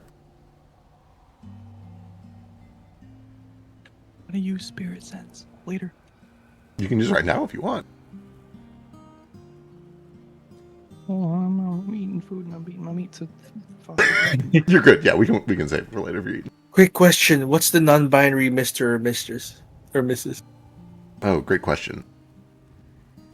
I Just don't actually know master? the answer to this. Yeah, No, no, that's- Themstis. Nimster is pretty good. Dempster. That's Dempster. Dempster this year. That's kind of cute, actually. Oh. Yeah. I guess if everything's French probably like waits till everyone like settles down and shit like that. But before like going to bed and stuff, like just tries to find Ruko and is like, you around? Can you just stay up for like a little bit more? Yes, I would. I'm gonna do my one little check. I want to figure out what this Eelbode thingy is, because I don't think it's real. No creatures like this, right? It can't be, that creature can't be real. Give me a nature check. I have. Well, no, I've got like a thing where I can detect spirits or undead. Oh, she has a little cloak. Yeah, we decided to put on our cult outfits for the city that doesn't like undead. Excellent. But I do have a feat for something special. I can detect the presence of spirits. Something, something, something. Perfect. Looking through your feats to see it. Me too. I'm sure trying. Show feet. No. Well, that's easier to say. Mix Nasir, I guess. I would love if these little things had like pretty little icons on the front instead of just a book with an exclamation point on it. I'm not sure how you pronounce it. It must be Yeah. Meeks, right? There's an I in the. I don't actually know how to say those. You know those little pronunciation helps. Why are they spelled like that? It's not easy to read. It's for linguists. Yeah, linguists. Can you make language easier? One of them tried, but then World War II happened. Well, that ain't my fault. Oh, here you go. Is it Soul Sight? Yes. Here we go. Spirit Sense enables you to sense the spirits of creatures, including living creatures and most non-mindless undead, and haunts within the listed ranges. You hear seek a spiritual essence, not physical body. So Wonderful, excellent. You extend your soul sight, and much like everyone else, Mare has a similar ability. I think Ethan has a similar ability. Ildwald Not anymore. brings up as a totally normal Martin. He's certified Kiwi. Alright, he goes to bed confused. And then I think Ranch will come. Yeah, and then I knock on your door or something. If everyone else is done with their shit, I guess. We have doors now? Hold on. I'm sorry, I'm catching up. We're in a hotel and we have doors. Yeah, you guys are in just a small little tavern at this little trade hub, holed up for essentially a day and a half until the ship gets here. You have a few rooms spread out between yourselves. Glorious. If Ruko had even slightly fallen asleep, you would have knocked on the door, maybe cracked it open, or something, and he would have been. You know when cats hunch real high when you scare them when they wake up? Uh-huh.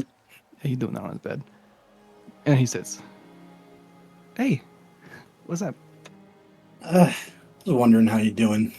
With the whole fucking stealing the ship thing and all that. Oh boy. Well. Sorry we got distracted with like undead stuff and tripping balls. Well, 3 of us anyway. We're in a desert full of undead. I suppose it was kind of likely. So, Found it. I don't know. And there's several different boners in our party, so, you know. I don't like that. I don't like that term. Why does everyone use that? It's funny. And it's offensive. And people just like being mean. Oh, it is? Oh no. Yeah. But I think they give us the Oh. pass. Sign of friendship or whatever. But, Well, the ship, we had a few on the roster. One's gonna Nah. be coming on that Monday morning, I believe. Yeah.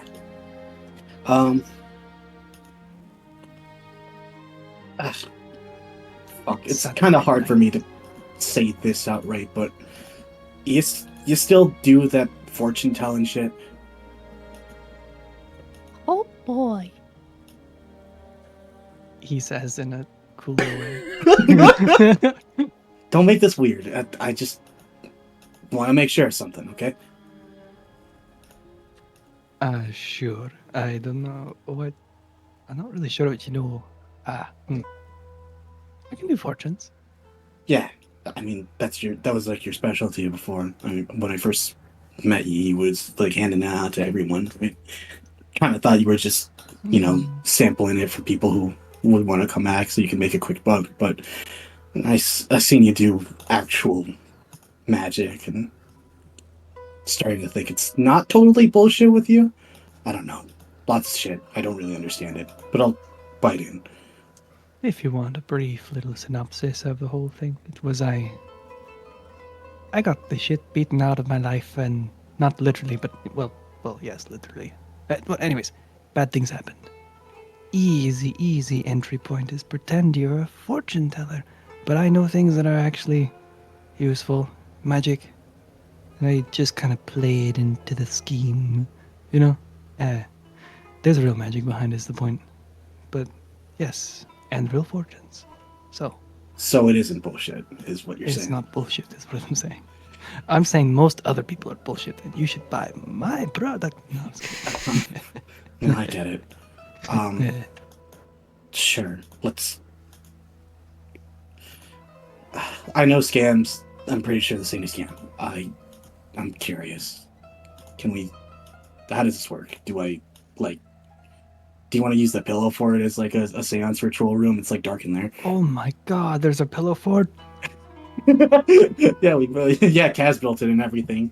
He is instantly on his feet and scuttling, like not knowing where to go. What? All right. Is Kaz still in there? No. I kind of hope so, because I've been really want to fuck with him in the fun way. But he seems so distant. He hates me.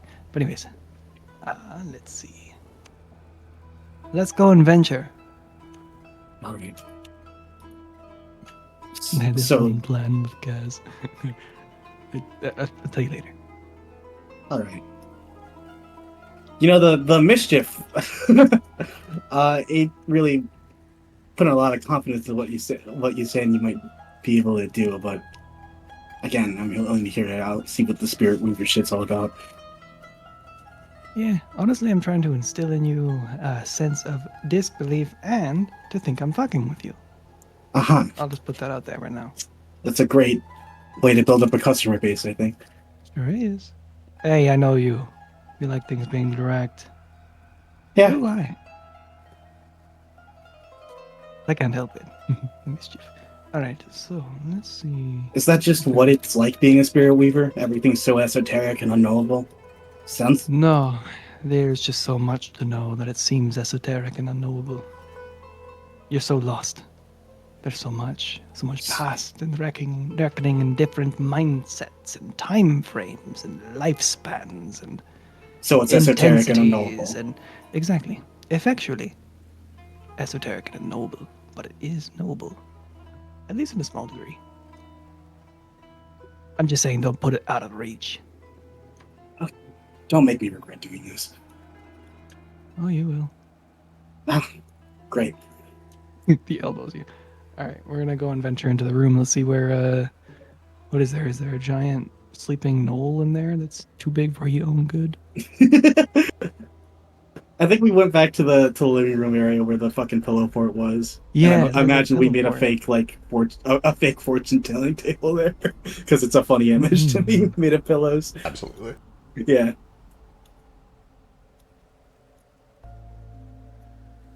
So, show me what's the spirit waiting shit about. Let me. One sec. Let me go and look through something. He's sorting through his cards. It's been a minute since he's actually done like a proper little reading here.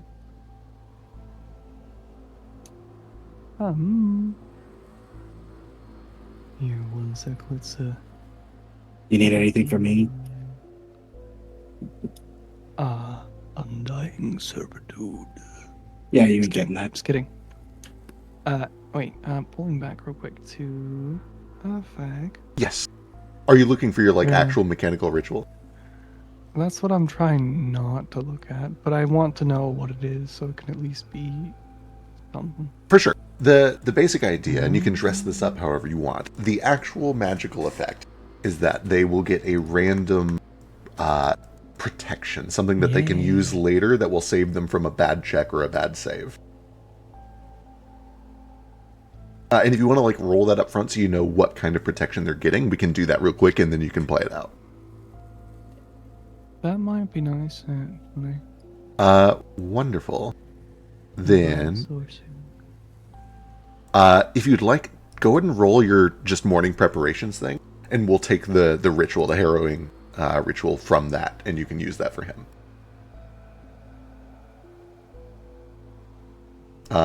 Wonderful. You get a sense as you were doing all of your magic here, as you read the cards and consult the spirits around you, that at some point Branch is going to be attacked. Something is going to try to lash out and hurt him with a strike, and he will have the opportunity to re-roll that. This does apply to other people, I'm pretty sure. If I do the ritual. It does. You can do this to other people, and you can do it to other people for free, thanks to your experienced ritualist. Also, I misspoke. He is not going to be attacked. He is going to try to attack something. You get the sense, you get a vision of him striking true. He almost misses, and then fate guides his blade, or his punch, or whatever he happens to be using, his whip chain, and he strikes true. And then there's animate rope. Boy golly. There's bondage in your future. Kidding. True. That one is just for you. That is not the thing you can do for other people. It's just the top half, the fortune telling. There is bondage in his I was going to say, you do have that spell if you want. That's between you two. It's not me doing it, it's the magic guiding the rope. Right, of course. You see? Yeah, of course. There's that displacement.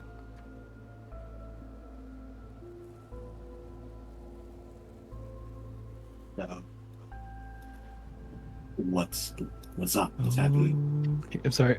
In real life. trying to prepare everything. So, I don't know. Let me tell me. I suppose just to start with something, anything with spirit weaving, or with occultism, is to sense the emotions, the directionality of somebody. What's bothering you? Speak your mind. Speak brutal, savage, anything, sweet, loving, whatever you feel, just what's in your mind now? Maybe it'll guide into the future. Right now, I'm starting to regret my decision, but fine, I'll buy into it. Ruko just looks so happy when you say that for some reason. It's like validation, like, oh yes, I'm so bad at this. Fucking, I don't know, man. I want to know that we're gonna get to fucking Latean properly. I want to know that we'll make it out, and all of us will still have our limbs and shit.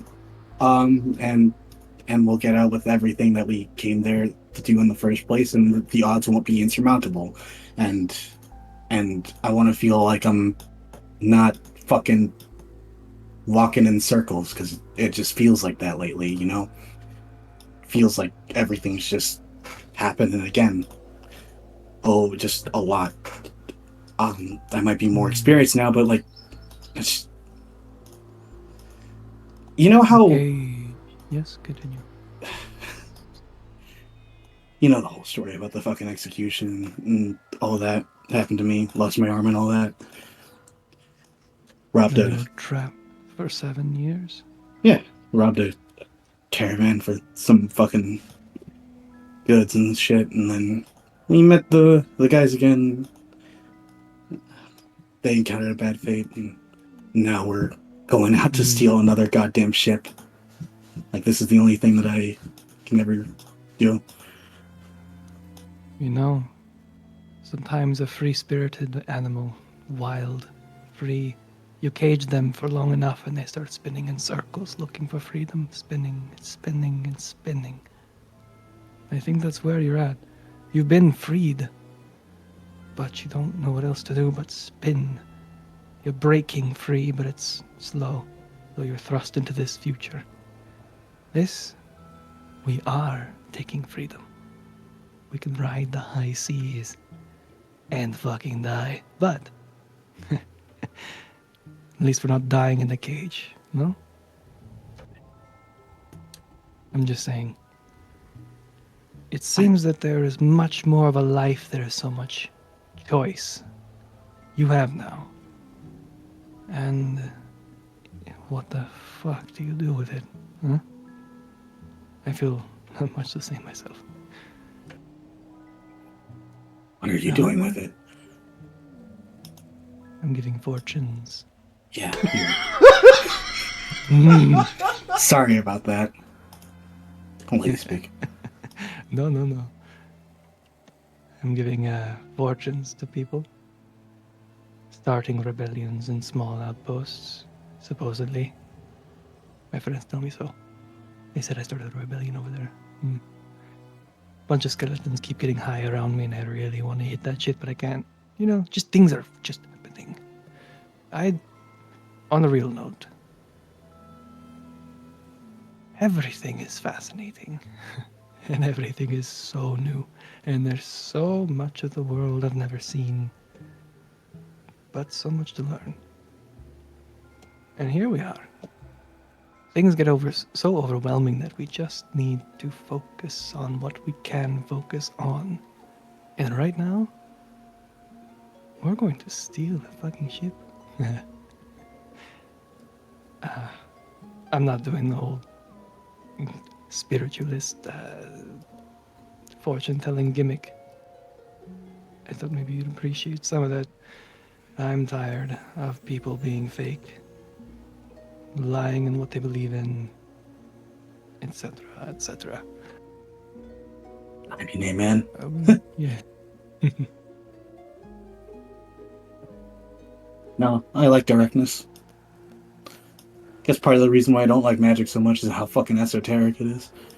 But I appreciate this. So a caged animal running in a circle, huh? That's what you see. I see that before. Not now. I feel like you want to keep turning in the circles, and you get pissed off at it.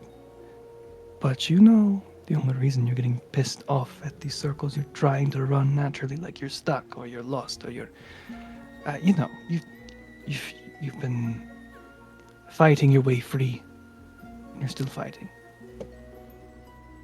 But there is an outlet. There's a light. We have become free. You are no longer for 7 years trapped. You can move. And it fucking sucks. But there's places to move. There's freedom to be caught. So, I see. In total honesty, I think this is just a uncomfortable adjustment period, and you're getting fucking good at this swords and whatever that chain thing is. Yes, it's a good development. I think it's. I really don't want to piss you off, but you don't want to piss me off either. Fine, I ain't gonna fucking clock you, especially when we're preparing to steal a ship soon. Yeah. Okay, I have these cards in front of me, but I'm just not so sure I know what to do with them right now. I think conversation might be worth it. I mean, it's your practice. Do it however you want.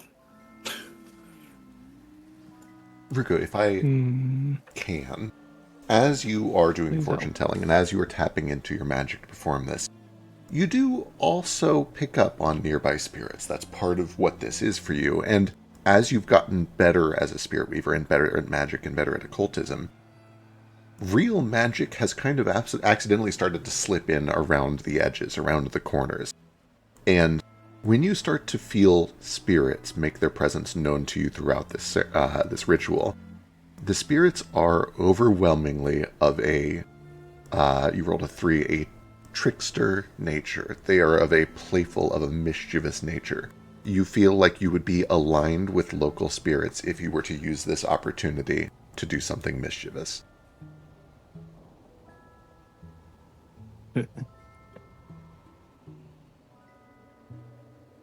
Oh dear. We're just sitting in front of each other with cards. Ruko's getting this crazy look in his eye. Like he's talking to you, but he's like glancing over at an audience that's not there, and you're like, Yeah, cat Brent's staring just, at ghosts in the corner kind of vibe the whole time. like looking behind him to see if like anyone woke up or anything, or just like eyeing, trying to like see what Ruku is looking at without like letting on that it that it's weird. It might be part of the practice. He doesn't understand it, but yeah. I guess we got mischievous spirits, DM. But he gets the benefit of a strike. He does. This is kind of just like an outside influence. It is not contributing to the magic you're doing here. It is just kind of an. Oh heck yes. It is it's an intrusive thought coming from a literal, actual spirit, or a couple of spirits that are watching this all go down.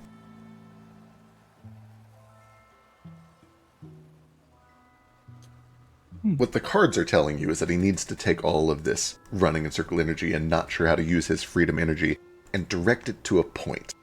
He needs to take all of this anxiety and find a point, find a way to funnel it all into one specific action.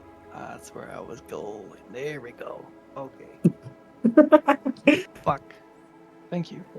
You're welcome. I'm a professional real-life fortune teller. Oh, thank goodness. Professional. I promise. With preparation and no imminent father appearing, I am good in my Yeah, you're totally fine. Alright. So, Ruko is looking at this weird crowd as he's speaking to you, and you're like, what the fuck, who's awake? And then nobody's there. And then he'll take his fingers and he'll scatter the cards across the ground in a nice, perfect fan. And then look at them down. 1, 2, 3. Count the other side. He's like contemplating something. And I don't know. I think you should interject something here. He's kind of waiting for something. The first time Branch did this, he like like an asshole, just like snatched up one of the cards that Ruko is going to like present him with, and he waits for a moment to see if like you're gonna do that again, or like you want me to do that again, and like he looks at it more carefully, like just picks one of them up just randomly and is like, "This mean anything?" There's a look in Ruko's face like, oh, you thought you were gonna snatch something or do something, but this time it's different. And that means something. Alright. This one. What's the card I'm imagining? Okay. Card is of a coiled serpent, cobra. And it seems to be striking sideways through something toward the metal chinks of somebody's armor, the joint in someone's armor. Like at the back of your knee. It's a very uncomfortable looking card, to be honest. Cobra fangs deep in someone's back of knee. This one is... He looks side to side like he's contemplating and feeling it out. This one is to strike true. It means that everything looks so impossible. There's armor, difficulties, passages that are impossible to get to, places you can't go, restrictions and taboos and blah, blah, blah. But there is always a line of direction, somewhere to go straight through the armor. For us now, there is a boat. We can cut through their defenses. Take it. Perhaps to the tail. Huh? This one is a good omen. We'll need some careful, precise, deadly strikes. Huh?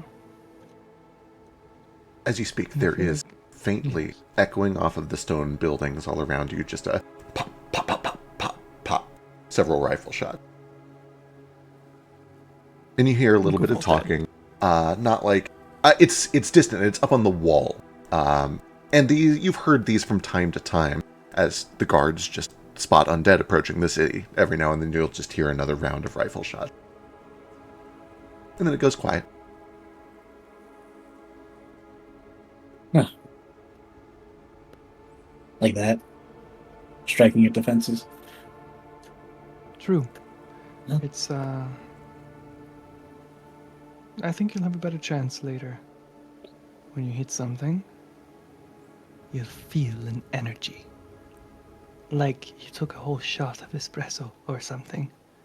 Or a hit of something real crazy. For the split second, you'll focus. That's the magic. It's the, what do you call it? The occultist magic. The energy, the emotion, the focus, the intensity of human life, of drive, movement. No mathematics, no books. You know, fuck Jane sometimes. She's great. Fuck her magic, it's so stupid. Anyway, unintuitive. Anyways, you'll feel it. It'll just come to you. Yeah. I just gotta think, fuck Jane, and then hit something. If you wish. Just hit something. Hopefully someone... Cyrillin.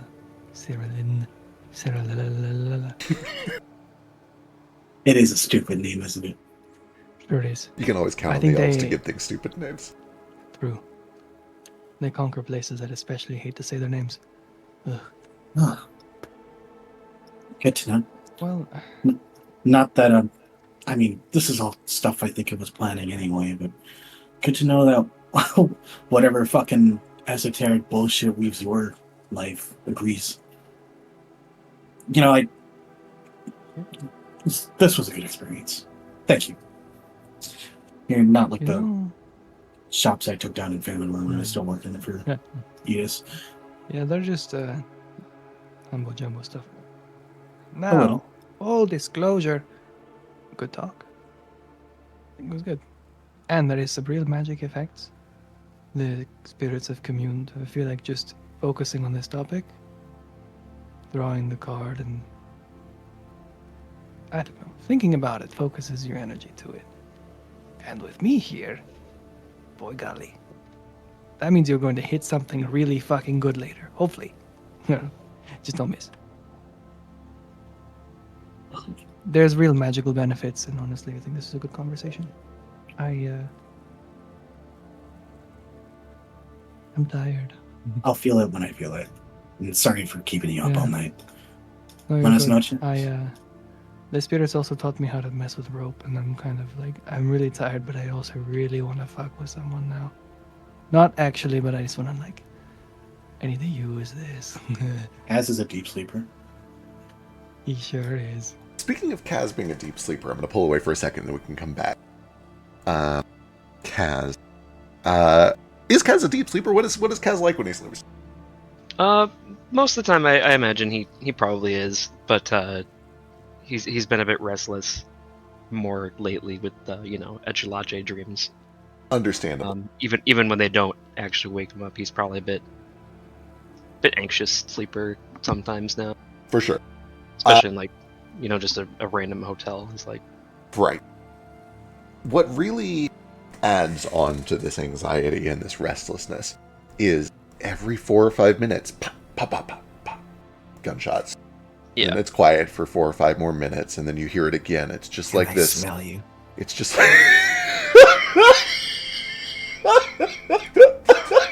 Jesus Christ. Jesus Christ. I'm going to come back to that one in a second. Unless it's really happening right now. Does Ethan say that? Quietly, can I smell you? I went- It's a very like unassuming. He's hoping no one hears, so he doesn't have to do anything about it. He's like, it's okay. They're sleeping. They don't need to respond right now. I'll save it for later. If the like wall rifle shots have been going off all night, I imagine after the first one, especially because it's giving him some flashbacks to just like some of the stuff at the prison or back home. The night of like the raid, he awoke to like fire and gunshots. So especially tonight, if he can't even get to sleep, he's very anxious. He's probably like got his gun in bed with him. So when Ethan says that, he goes, what, why? It's just I can smell now, or stronger. I'm very happy for you. It's hard to explain. Please don't make me explain.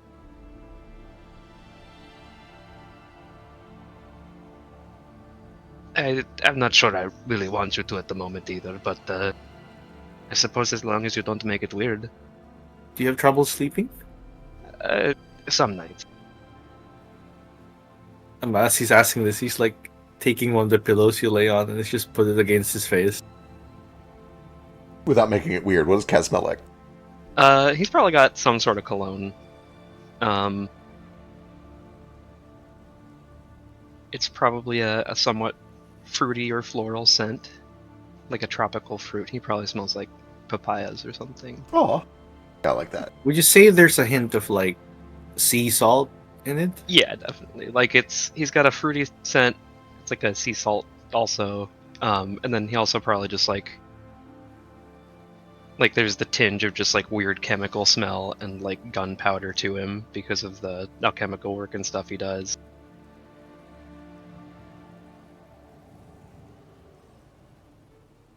I think he puts the pillow back down and is like, so that's what you smell like. Ethan, give me a perception check. Sorry, Okay. give me a will save. As I die. As you Let's die see. immediately. Wonderful. You take it all in, you smell it exactly as it smells. When you get to the part that smells a little like gunpowder, your reaction is strange. Your reaction is, oh, that's familiar. But then your mind suddenly realizes there's no way that that's true. That simply cannot be true. In the time when you had smelling, firearms were not around. Gunpowder was in very primitive forms. They were using it for mostly like mining and explosives. You never came across gunpowder in your life. Not in cannons? Not even in cannons. Nope, too early for that.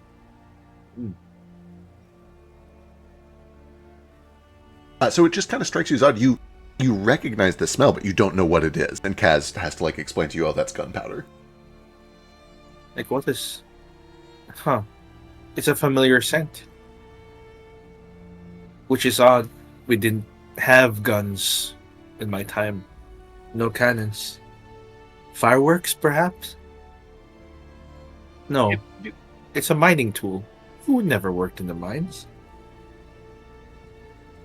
I mean, it could be a bit of that too. Black powder and gunpowder and the stuff I use for my fireworks are pretty similar. It all goes boom, Boom. and a lot of it has been around for a long time in many various forms. I'm glad you can smell again. It's I'm sorry, I said you smelled like worms. I didn't mean it. That's okay. I've never smelled a worm myself. Maybe I'll give it a try. It's just, this is going to be a lot of new core memories. Smelling, apparently, triggers memories better than the other senses. Going to assume it's the same for taste. I wonder when I'll get my taste buds back. Well, considering I have no tongue, that'll be difficult.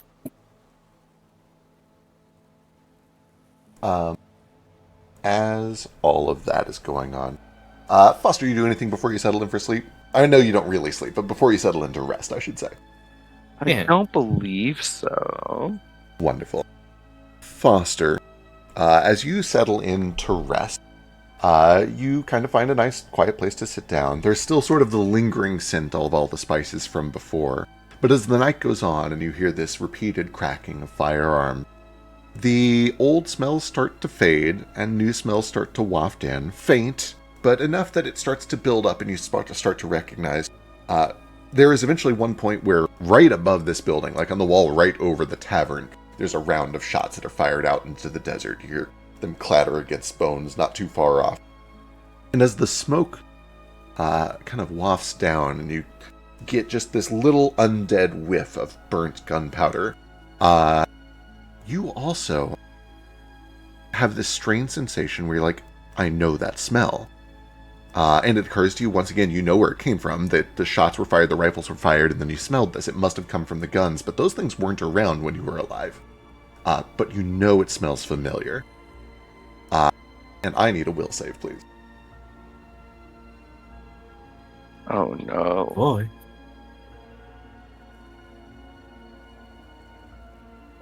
Oh, sticky. So I have a question for Almost you. a 20. Do you once more feel memories trying to push their way to the surface? Do you fight it or do you let it? Oh god, this isn't gonna be a fun one. See you within Prickle Biscuit's aura. I let it. It hits you all at once. A memory that was totally lost to you. But this one is strange. It's very strange. It's dark all around you. There's no visual component to this memory, at least at first. It's just blackness all around you. You feel nothing. You taste nothing. But you do smell. And what you smell is so similar to burnt gunpowder. There's like a little element of something sweet, something almost like raspberry or cherry on top of it. It's this weird mix of sweet fruit and burnt gunpowder. And then you see it. There's a little dot of white light off in the distance that gets closer and closer and closer. And you realize that it is the moon. And you take a moment here to be like, oh, am I dreaming? And you look around the room and you're confident that you are awake. And in this memory, as it floods back to you, you approach the moon. And you land in a boat on a shimmering river of sparkling water that seems to reflect the light of the moon itself, as if such a thing were possible. Okay, I'm so sorry. I cut out right when you started that memory and came back and I'm on the moon. Gotcha. Totally fine. You experience a memory that at first is just pitch black all around you, except for smell. You smell the smell of burnt gunpowder and raspberry for some reason. And then you begin to drift towards a light that suddenly appears, and you recognize as you drift towards it that it is the moon. And you take a moment and you look around the room as if to reassure yourself that you're not dreaming. This really is a memory that is flooding back to you. It feels real. And you remember drifting onto the moon and landing in a shimmering river that sparkles with light. Like the river is like reflecting the light of the moon itself all around you. And you land with a cold splash. Not entirely weightless, but certainly compared to what you remember being on Earth. And when you emerge from this moon river, you see another person wading in the river with you. You see Thalia. She's wet. She looks confused. She is alive. She looks as she did in life. You can see that her hair is kind of awkwardly clung to her face and her shoulders. And the first thing that she does is she reaches up to her neck. And she feels it, and she feels that it's fine. And she sees you, and she comes over to you, and she, with a look of concern in her eyes, touches your face. It's really you? I think so. I don't know what's happening. She looks around. I don't know what this is. I think we might be dead. Dead? That doesn't make any sense. The last thing I remember is... And you see that she is wearing the dress that she was wearing on the night that you killed her. But you're... I'm scared. I'll hold her hand. It's okay. I don't know what's happening, but we'll figure it out. As you take her hand, she kind of leans into you, and then you hear the soft splash of water. Splash isn't the right word. You hear the soft trickling of water. And you look over and you see that there is a woman who is sitting at the edge of the river, just kind of dipping a toe in. And when I say a woman, she appears human mostly, except that her skin is ceramic white, pure white. And her head is that of a crow, except all of the feathers are white. Her eyes are white. She is this pure white creature, a woman with the head of a crow. And she holds in one hand a staff, and at the head of that staff is a crescent moon. And hanging from the crescent moon in the middle of it is a white feather. And she looks to both of you and says, "You don't need to be afraid. It's a little new, but there are good things waiting for you. If you'll just..." And then you feel something around your ankles under the water. Something grabs and tightens and coils around it, like thorns. You feel things digging in. And you see that the same thing is happening to Thalia. And then all at once, both of you are pulled back under the water. And the memory ends. And you find yourself back in the room. You are confident that you were not dreaming. This feels exactly as it did when you were reliving memories. Okay, I'm so sorry. Crow Lady talked to us, and then the internet cut out again. Totally. Nothing to be afraid of. Yeah, nothing to be afraid of. Crow Lady talked to you, but then you felt something under the water grab you by the ankles and pull you under. Same thing happened to Thalia. And you wake up. The memory is ended. When you wake up, you instinctively inhale. You gasp, even though you have no lungs. And when you do, your memory or your smell is stronger than it has ever been. It is almost back to where it was when you were alive. Ildwold is waiting for you, anxious, as if she knows that something is wrong, and when she sees that you're kind of back to yourself, she curls up against you. You immediately gain a level up. You can apply that whenever you want between sessions or whatever. Ooh. For who? For why? And as you look out the window, you see that there is just pitch black and stars, and a nearly full moon in the sky looking down at you. Oh, pardon me. I'll just look up at the moon and just whisper, "Thank you." We are going to cut back over to Athan.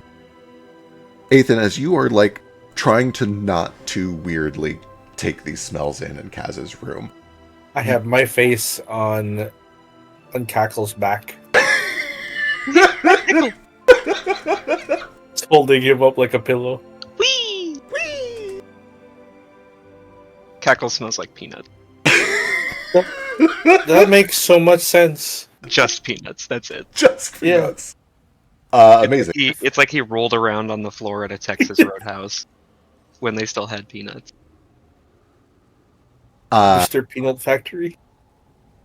Your mind keeps drifting back to that familiar smell, the one that you know shouldn't be familiar, but it is.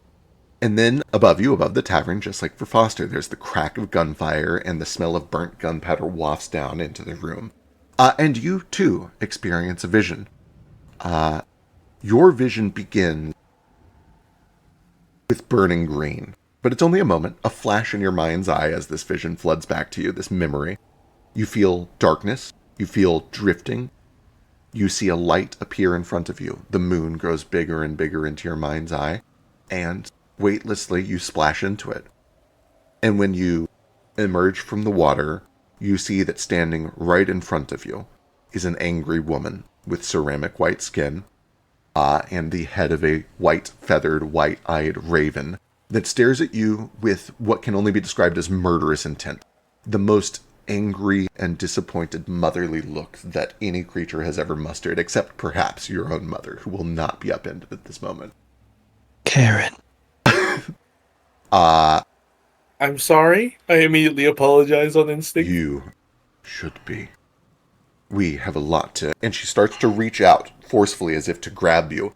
And then you feel a slicing sensation around your ankles. Like something sharp has dug into flesh that you didn't even really know for sure you had down there anymore. And you are yanked onto the water. You wake up. You recover from this memory. Yours was very short. It was just like a 10-second memory that came back to you as the gunpowder wafted into the room. But as you come back, you immediately gain a level up.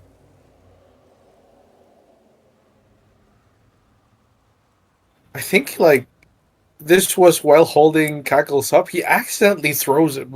Oh no! What? But he dives and, like, catches him, right? And Kaz is gonna try to, because I imagine you do like kind of to like space out for a second as you do. Yeah. That. Kaz is gonna try to catch Cackles because you Yeah. just threw his baby. I'm sorry. I'm so sorry. Bad me. Everybody's Just- level up before me and throwing. The cruelty of What do I- doing this directly in front He of you. I doesn't, know. like... Yeah, he What do I- doesn't, like, football throw him. It's like when you startle someone who's holding groceries. And Right, you just kind of like Goes fumble upward. back and kind of toss Yeah. him up in the air. I imagine. What do I roll to try to catch my baby? Give me a dexterity save.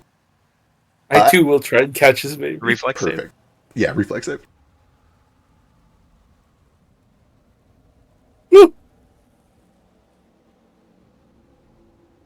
Yeah, you are able to kind of catch him as Ethan seems to just space out and then toss, almost startled by whatever it is that he just suddenly Oh, remembered. hella startled. Yeah. And it is worth mentioning, Ethan, that when you snap to and realize, oh, that was just a memory, you smell vividly. Everything that you had just spent the past 3 or 4 minutes studying about this room, and the weird peanut smell on Cackles, and the smell of mango and papaya and gunpowder on Kaz's jacket, you now smell fully and vividly as if you were alive. Oh, that's strong. Oh, that's really strong. Cackles, I'm so sorry. Cackles, here, I'm loving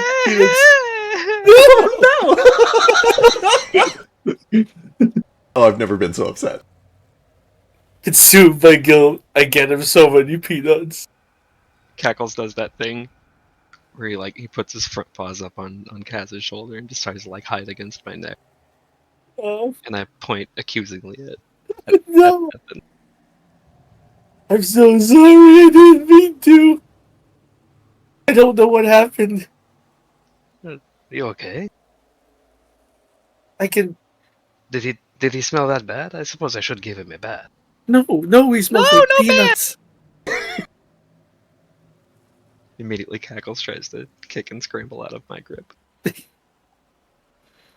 I had a vision or something. Memory? It couldn't have been a memory. What did you see? Styx. At least I think that was Styx. And she was so angry at me. Oh. Quick, look at your hand. I looked down at my hand. Looks normal. No weird markings on it? He turns his hand over. Oh, there are, but these are from my father. Okay, right, but no new markings. Are there any markings? Give me a perception check. Don't say that.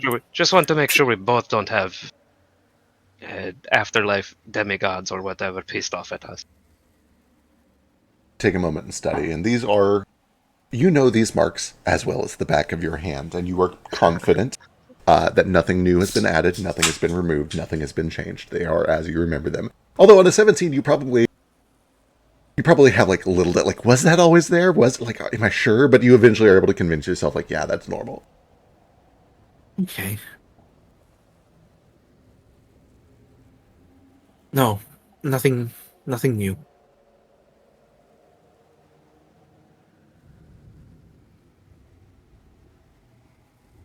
I don't know what that was.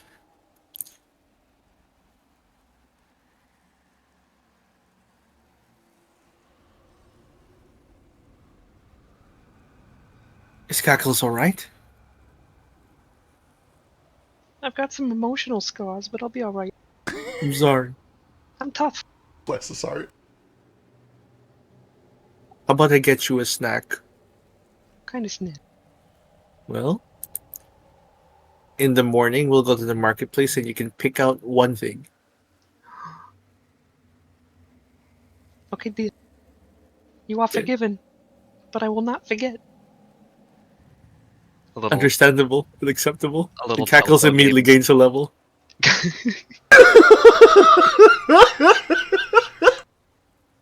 For guess. The cruelest insult. The rest of the night, unless anybody does anything, does go uneventfully. Morning eventually comes. You guys are able to get some breakfast, wake up. Johari is finally, like, kind of back to herself. And she says, okay, we should probably put our heads together and see if we can figure out what's going on. But before that can get started, you see a familiar face make its way into the tavern, as if they're looking around for someone or something. It is the guard who is responsible for the prisoner transport ship. They have sailed up the coast, and they're looking around, and they lock eyes with whoever sees them first, and says, oh, good, wonderful. Sirs, we've brought the prisoners. What should we do with them? They're asking a lot of questions at the dock. We've got, if I remember correctly, Finn Darbin gave us an actual, like, official looking, this is a prisoner, transport, fucking thing, and and all that, right? Like, official papers to go with them. It's as official as a independent guild can be. They have no legal authority here whatsoever. It is a business in a foreign country has written a fancy paper saying, yes, this is the purpose of this. Good thing I can fake it. And I'll just take out my fucking Edgesite like equipment and try to look as official as I can with it, and be like, fucking, you guys enjoy breakfast. I'll be back. All right. No. What? What's that? Oh, sorry, no. Darwin gave me something, but it's just a good boy rock. I just rub it, and it magically makes me feel good. I don't know. Oh, I forgot. The real magical item that you gave me, it says, you're doing well, son. The I'm sorry carving from Dark Souls. Right. But yeah, Branch will probably go and handle all that. Wouldn't give me first an Edgesite lore, and then based on that, I'll probably also take a diplomacy roll to just kind of smooth things over at the docks. It's not terribly hard.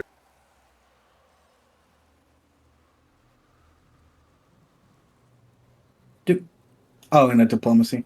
Yes.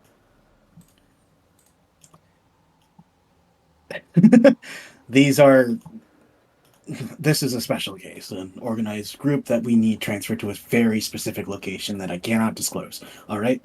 You fight with these dock workers for a long time, and your papers are as good as they're going to get. It's not amazing. Again, it's like a private company from a foreign country. Not a ton of jurisdiction here. Your diplomacy goes okay. What you quickly discover after about 20 minutes of trying to deal with this dock worker is you're just going to have to bribe them. They will make this a hassle unless you slip them some money.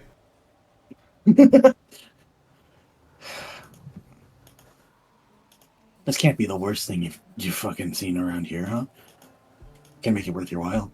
My friend, I see many things come and go. It is my job to make sure they are safe. You have brought 10 dangerous criminals into my city. We are a small city. We already deal with the undead all day. You try to bring more problems into my city. We don't have the budget for that sort of guard. And maybe you, maybe you might soon then. I don't know. Building relationships with other guilds and stuff is usually lucrative in my experience, and I'll like take out like 5 gold pieces. I see your meaning. I think this could be a lucrative experience. I'll see what I can do. Move along. And essentially kind of like takes your papers and puts a stamp on it and lets you pass through. If I have a nutshell right there.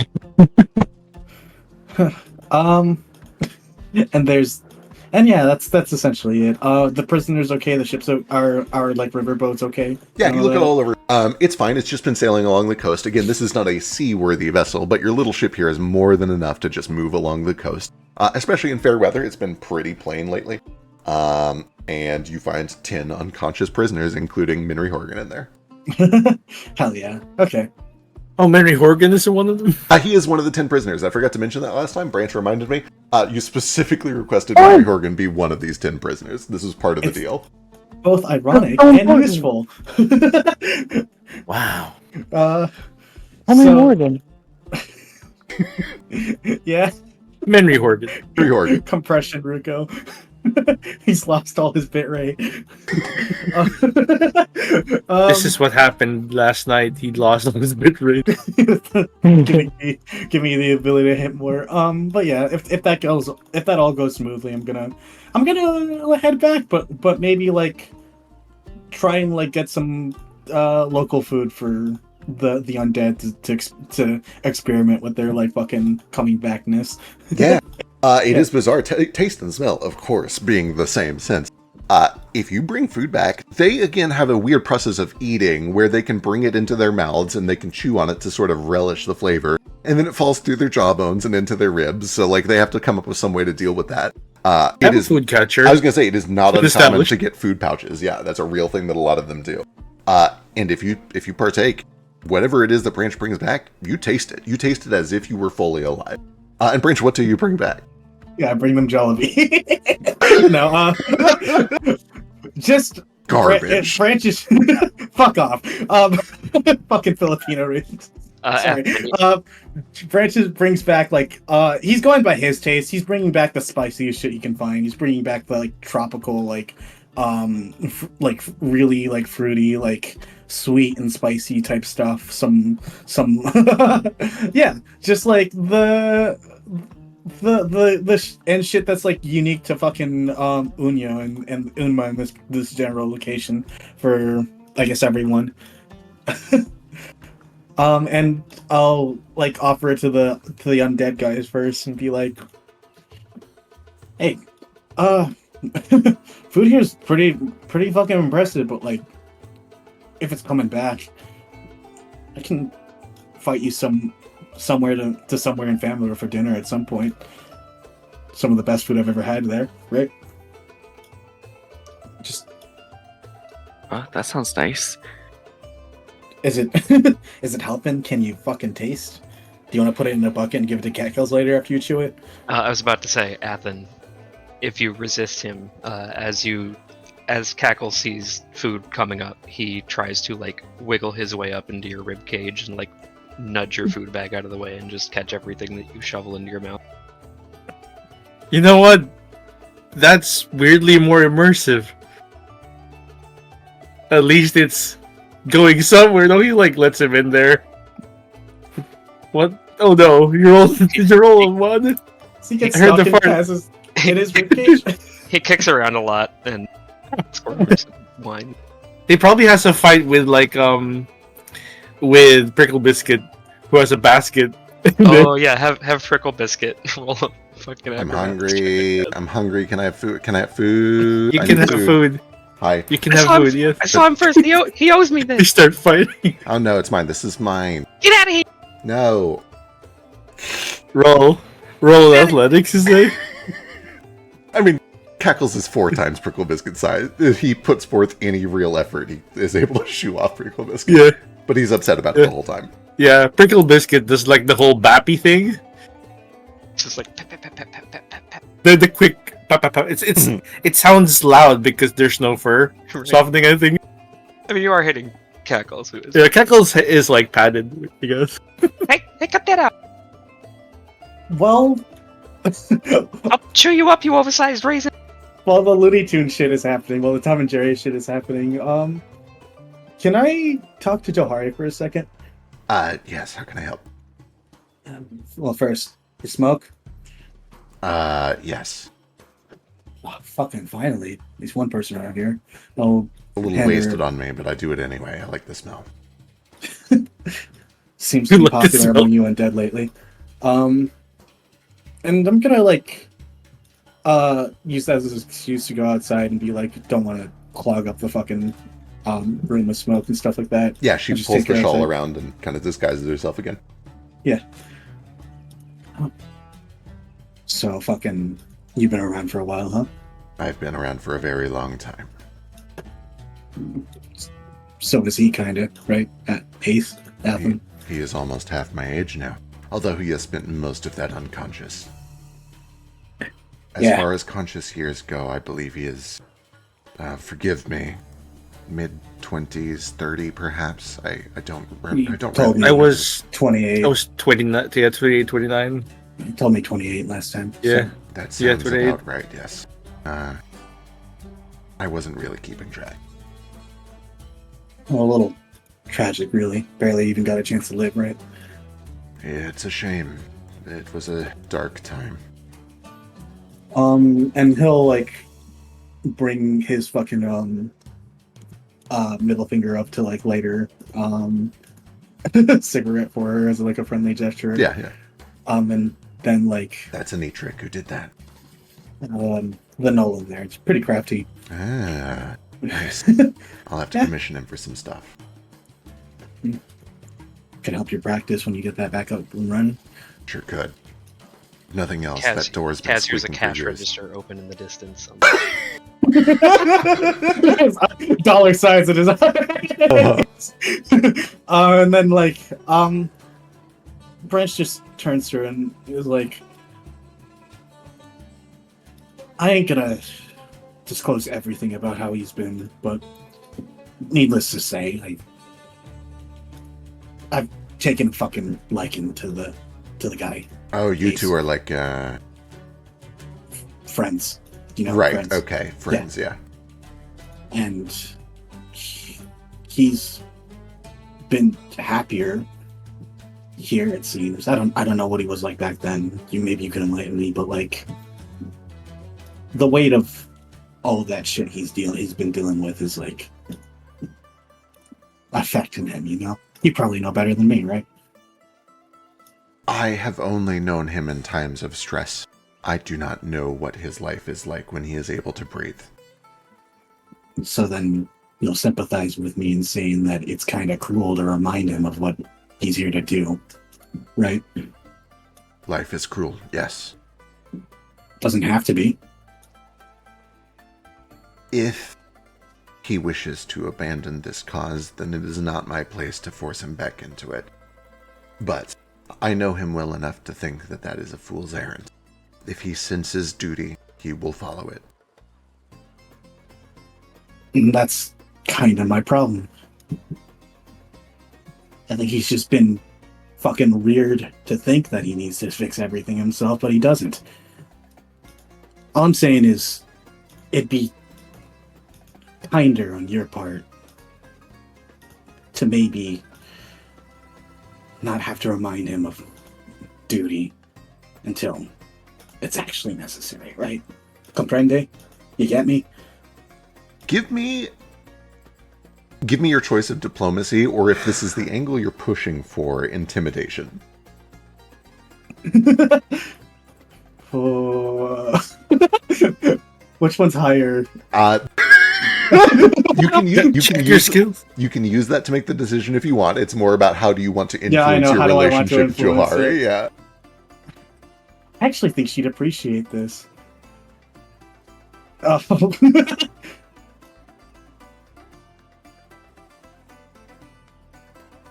I have met a lot of people who are very good at punching and swinging a sword in my time.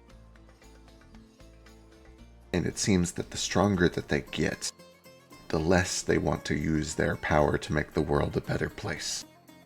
What I like about Ethan is that as he grew stronger, he grew kinder. I'm not here to tell him what to do. But I think you'll have a hard time convincing him to step away from a fight he thinks is his. G kind of takes one last drag on the cigarette, throws it on the ground, and stomps it out. Well, hopefully it doesn't get him killed a second time. Actually, and I need to talk to the magical among you about all of this. That may be a bit of a mercy if it were to happen, but to be clear, not what I'm going for. All right. Why don't you stick around with us for a while?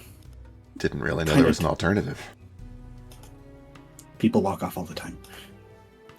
Last time I walked off, I woke up in a desert 2 weeks later. I think I'll stick with you guys.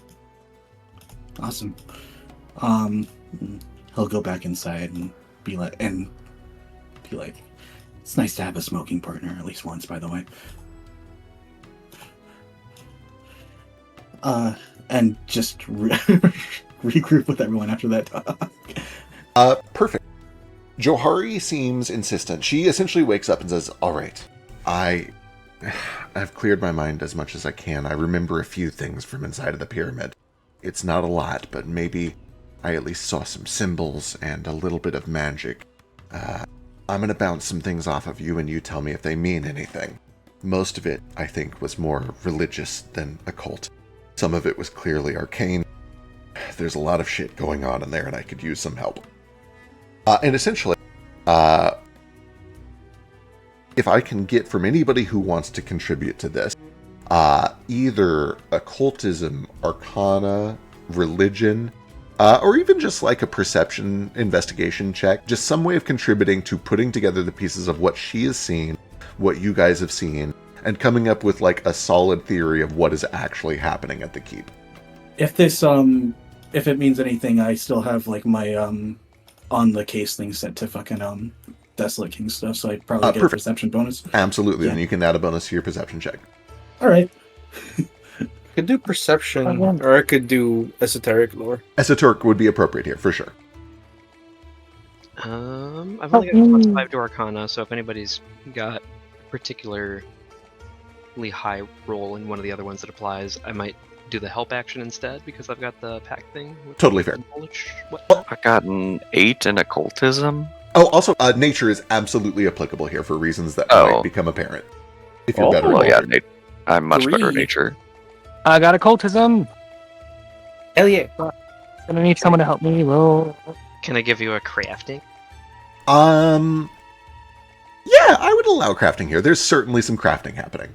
Okay, fuck you guys. Then I got a +10 on it. Also, I think it's worth mentioning, Ruko, I think you have a focus spell that will just, like, give everyone advantage here. Let me look. Yes. Cool. Advantage. You have something for this. I'm trying to remember what it is. Let's see. Spellcasting. Composition Think better. spells. It is just like a think better spell. What does this do? What does this do? Cognitive something. You are now going to attempt a skill check to recall knowledge. You grant... essentially, you can grant advantage. You can give this to 2 people, including yourself, if you'd like. Yeah, I want to give it to myself. Because I'm Hell yeah. greedy. I'm just kidding. Perfect. And then... Oh, geez. Fuck it. Giving the other one to Foster, because nature's cool. I love it. This is kind of a meta resource, Sure? so you're allowed to... Actually, yeah, go ahead. Go.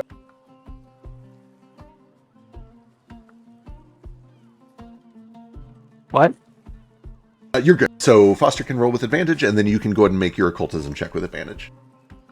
Okay, can you help me roll real quick? I'm Yes. sorry. I gotcha. Bless. Totally fine. I know you're getting ready for the visit. Yeah. Keep higher. Go. Oh my god, that's a Wow. natural 18 for 26. Woo! So our final results are occultism 26 from Ruko, crafting 16 from Kaz, esoteric 27 from Ethan, nature 27 from Foster, and investigation 12 plus 2 for 14 from Branch. Perfect. Take some notes. That's what paper sounds like. Paper. True, that's exactly what it sounds like.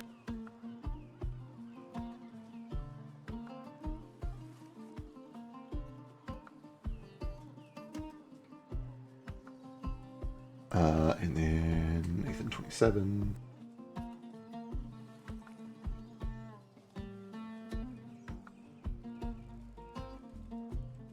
Who am I missing? Am I stupid? What's going on? Branch? Oh, right, crafting. There we go.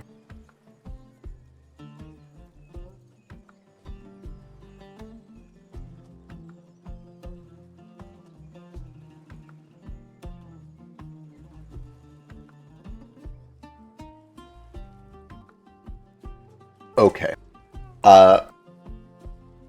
One of the first pieces of information that comes up is that as Johari was getting to know a lot of the other undead that she was working with, many of them experienced the sensation of having some sort of like weird experience where they felt a tugging at their souls or at their bodies that seemed to drag them out of a slumber. And when they woke up for the very first time, they had like a soreness around their shins and their ankles, which was inexplicable to them. And they wake up in this like blood red pool in front of the desolate keep, standing in front of this tree, looking up and seeing a full moon. And Foster begins to piece together this is absolutely the result of the tree, and the tree is absolutely the result of the seed of the moonlight prayer, and the seed of the moonlight prayer is absolutely something that has to do with the moon and with Styx. And you begin to kind of piece together that whatever this ritual is, it is not just like capturing souls as they die and keeping them in a skeleton. They are pulling souls forcefully out of the afterlife and stuffing them into bodies.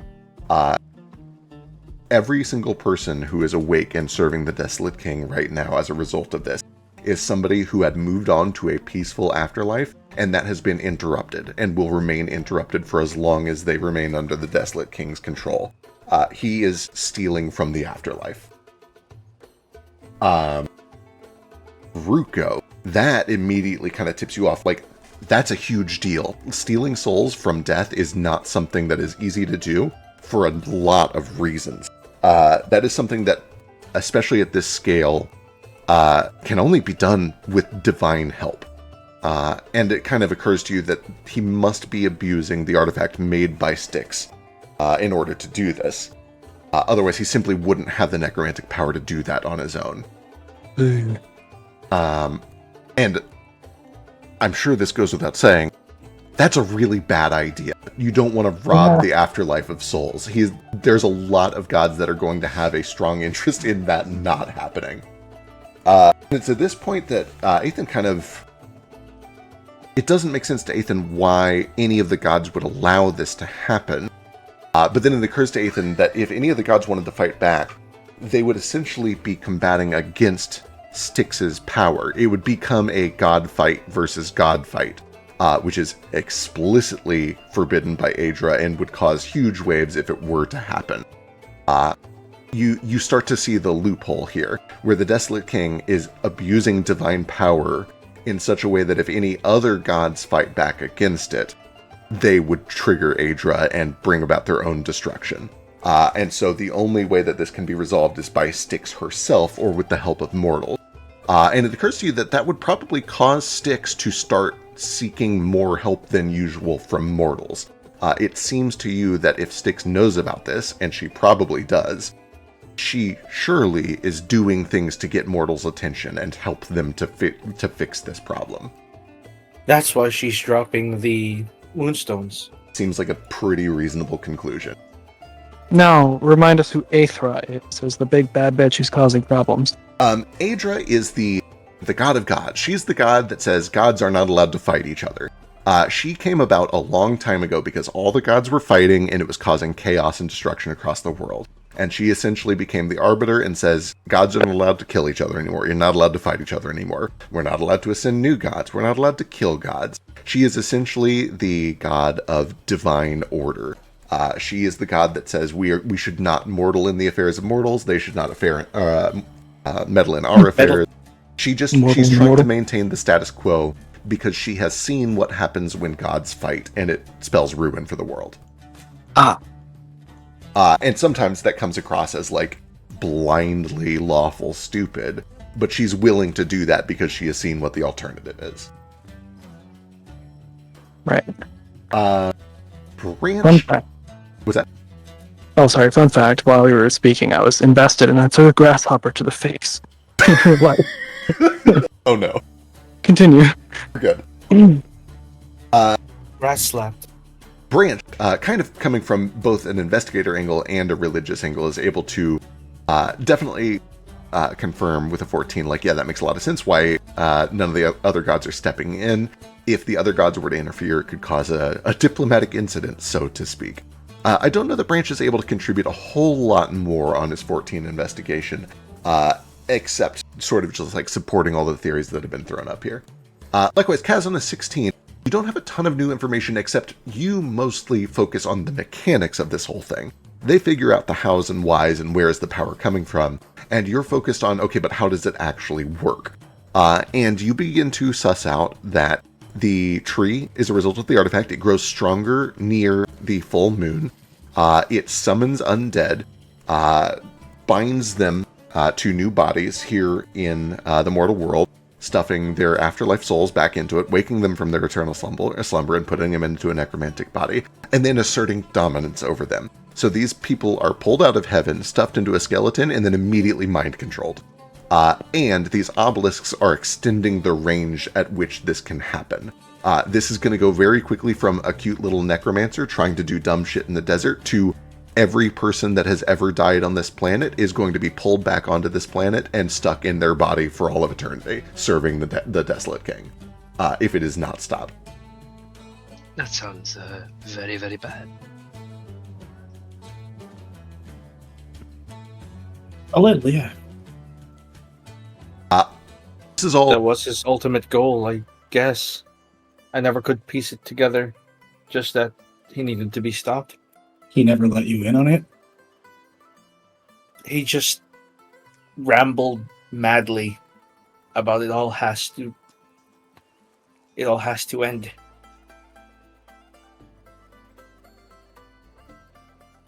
What has to Are end? your... Sorry, I don't mean to pry that much, but are your... Actually, hold on.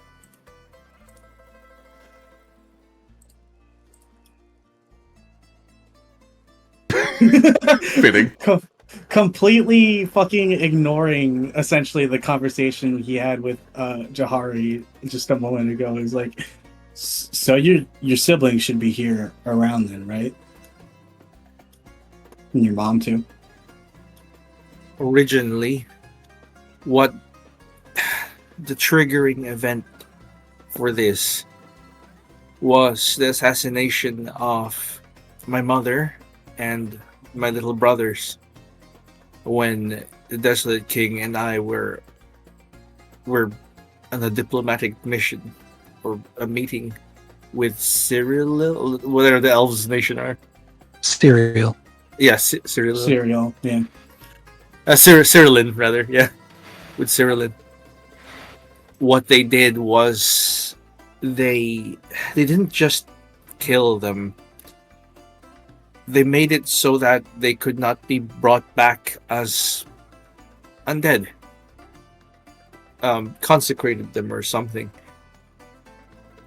Ah, In his eyes, they were taken away from him permanently, and he's been trying to find a way to reverse that since. And I suppose, yeah, burned with sunfire. That's one. Body slowly destroyed. Yeah, it's a very reliable way to prevent a soul from ever being able to come back to the material plane, is destroying the body. They were completely destroyed, and I suppose he's been trying to reverse that, and this is the culmination of that effort. well, we can get back at those motherfuckers for doing that, right? That's what we're planning on doing today, right? Not. You are all very smart. I'm glad we put our heads together on this. I do think I have one more piece, the question that springs off of that one. If destroying the bodies is enough, then how are they bringing back people whose bodies were fully destroyed? And I think I understand now. Some of these skeletons had plant stuff wrapped into them. Vines and wood, skulls made of wood, flowers for eyes. Whatever this artifact is, I think it is making new bodies for them, or at least patching up their old bodies. Yeah, Kaz would have kind of explained that too. It's like he's basically creating an army of marionettes and then popping souls into them, and then pulling their string. A facsimile of the original body. I see. And I believe Foster, remembering the story of where the seed originally came from, does remember that when this mass resurrection event first occurred, it was very similar. The people that were brought back were often brought back in essentially plant bodies. It was very similar to Leshies. That would track with how the first resurrection went. It also occurs to Kaz, approaching from like a mechanical side of thing, plant creatures can be healed. Plant creatures can walk in the day. Plant creatures are biological. They have a lot of advantages that undead creatures do not. And your mind kind of goes back to, I don't know if you were in that party actually. It just kind of occurs to you that if a creature was half undead and half plant, you could probably heal the plant half. But not the undead half. Right. But the plant part is what keeps the skeleton moving. It's a bit of a middle ground between a fully autonomous person like one of those Emmerich soldiers or like Drifter. But either way, morally awful, I think. Wait, no, Let's do vegan. maybe not. Does that mean that if you wrap enough fucking vines around something that's dead and bring it back to life, and you fucking nurture the vines, that becomes a new person that gains the senses back? He looks at Foster awkwardly. Yet, Johari also kind of looks over to Foster and says, "You're a gardener. Do plants feel?" Yeah. I mean, not the exact same way we understand it, but has science got that far? I guess I don't know if I know that answer. Yeah, you probably know. You've seen like Venus flytraps. You've seen daisies that react Right. to, like, you understand that plants have some sense of feeling. In gardening, you just vibe check that shit. It's fine. Grass are screaming every time you chop them. Yeah, that definitely would Glorious. feel. And she kind of looks down at her skeletal hands. Huh.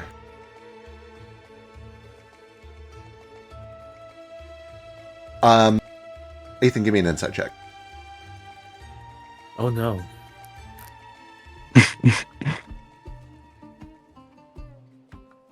Hero point? Absolutely, sure. It's after 10. Also, do we get you Yeah, hero you guys points? can have your second round.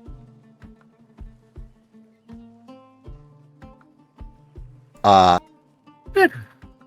There is nothing in the world for which Johari would ever utter the words, "Maybe he had a point."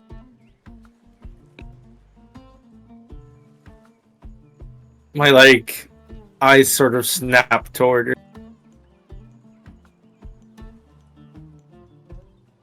She My internet cut off. She said that? She does not say that. The vibe that you get is that she could be thinking anything. There is no world where she would ever say out loud, "Oh, that's neat," or "Oh, I guess he has a point," right? Like, no matter what she's feeling, she would never say those words. Yeah, so she doesn't say it. Right. She may be struggling, but she would never say it. And she sees you snap her eyes or your eyes to her, and she's like, all right, so they're going to be harder to kill. Send them back to the afterlife where they belong. Maybe we can get some herbicides or something. Sure. I mean, with all the upsides, I guess that probably also means they can be poisoned, right? Sure. Yeah. A terrible idea. Well, kill him, yes. It means, yeah. The question is how much Him. of them is alive and how much of them cannot be affected. Right. You mean the Desolate King himself? Just everything. I'm wondering if he's also merged himself with a plant or something, some sort of tree. Well, Wouldn't be That would surprised certainly if I help. didn't see him. am I wrong to play devil's advocate here? You, You can say may. whatever the hell you want. These spirits brought back into their bodies, through plants or otherwise, they are pulled from the afterlife. And, we have Foster here, we have you, Athen, that came back. It's not like he has complete and absolute control over them all the time. It's like, it wouldn't just go and kill them all. That's just, doesn't seem right. It should be their choice, I think. Yes, but now they have a second choice. To have choices, we have to kill the Desolate King. You've seen what he's doing. He's taking away that choice. He's bringing them back, but under his command. It's not like... He's about to say not like him, but stops himself. Because that is what he's like after the incident. Okay. For thought-provoking purposes, since we're dealing with important shit, I will play devil's advocate. I think, number one, we should kill him to end this from happening over and over, pulling people from the afterlife. But, for any of those who are already here, perhaps it is a second chance. They can decide again. Return, or live as they would. In a new way. Athen nods. If they have agency, they should be able to choose. And continuing this into dangerous territory, maybe it's nice to have a second chance. Nah. Again, it should be their choice whether to have it in the first place. Well, yeah, but if you're presented with the option out of nowhere, then you still get to decide. Rather than not deciding. You gonna go up to Styx and tell her yourself that? Tell that yourself? Nope. Her yourself? Nope. I told you at the beginning, it's all a very fucked up thing. But Yeah. just to try to understand what's going on, understand the incentives on the other side. Technically, if he's removed and the compulsion is gone, he has given thousands, maybe, the chance to decide again. And is that bad? I think so. But once it's in hand, the decision, is it bad? I don't know. Right. So when we do this, do you think Styx is going to take us all back? Gods are bitches. Probably. It's unfair. Yeah. If we destroy the fucking power source, keeping a lot of y'all alive, something's gonna happen. No way to predict it. Is it a power source or just the method? Do we know that? DM? Is there something to roll? Because Kaz was kind of one approaching it from the mechanics angle, I don't think you have an answer to this yet without getting closer and studying it more. We'll have to see when the time comes.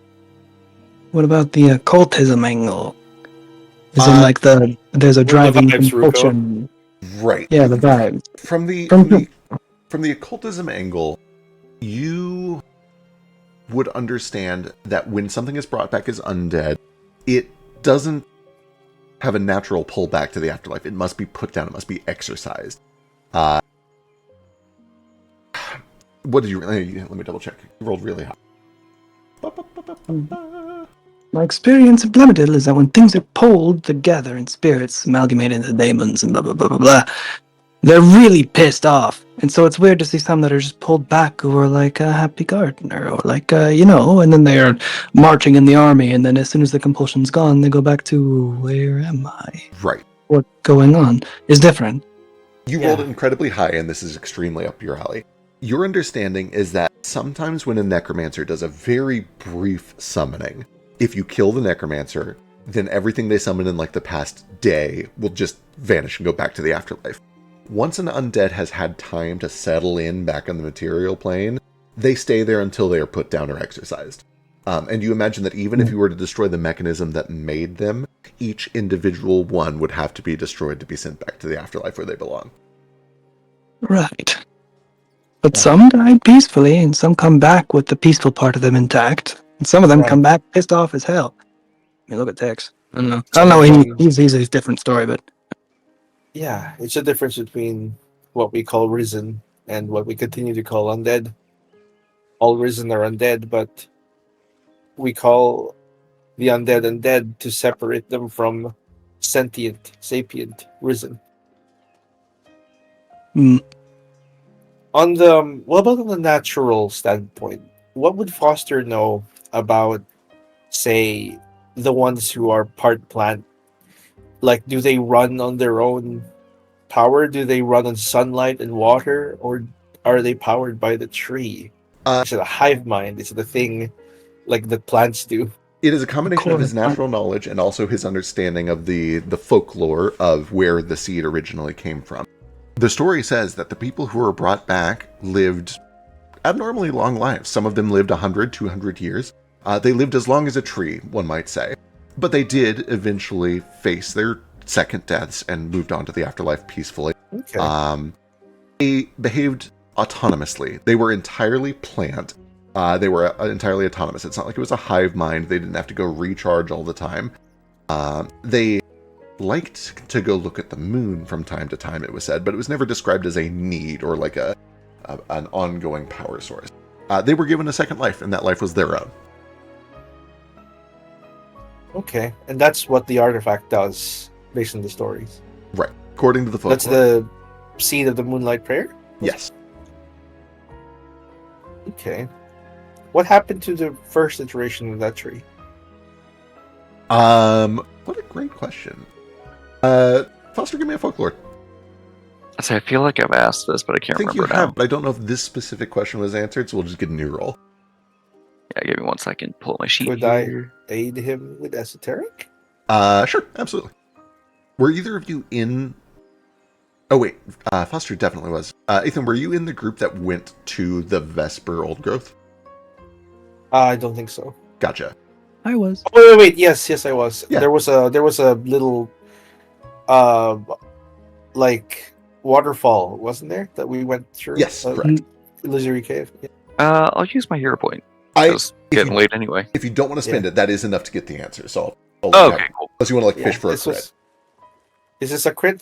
Crit in the We've only got an hour left. I'll fish for a crit. Why not? Excellent. Let's see it. Hell yeah.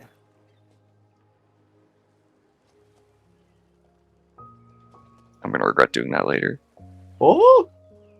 Plus my help. Crit help on the master. Wait, how do... story goes, and Nathan is able to kind of corroborate this because he was there, and for the record, Ruko was there too. The story goes that when it was all said and done, the spirit of the woman who helped make this all happen, who gave her life to plead with Styx to make the seed of the Moonlight Prayer and bring all these people back, her soul inhabited the tree, and the tree sprouted wings and a tail and a head of a dragon, and she became a guardian of where the seed was first planted. Oh. Aww.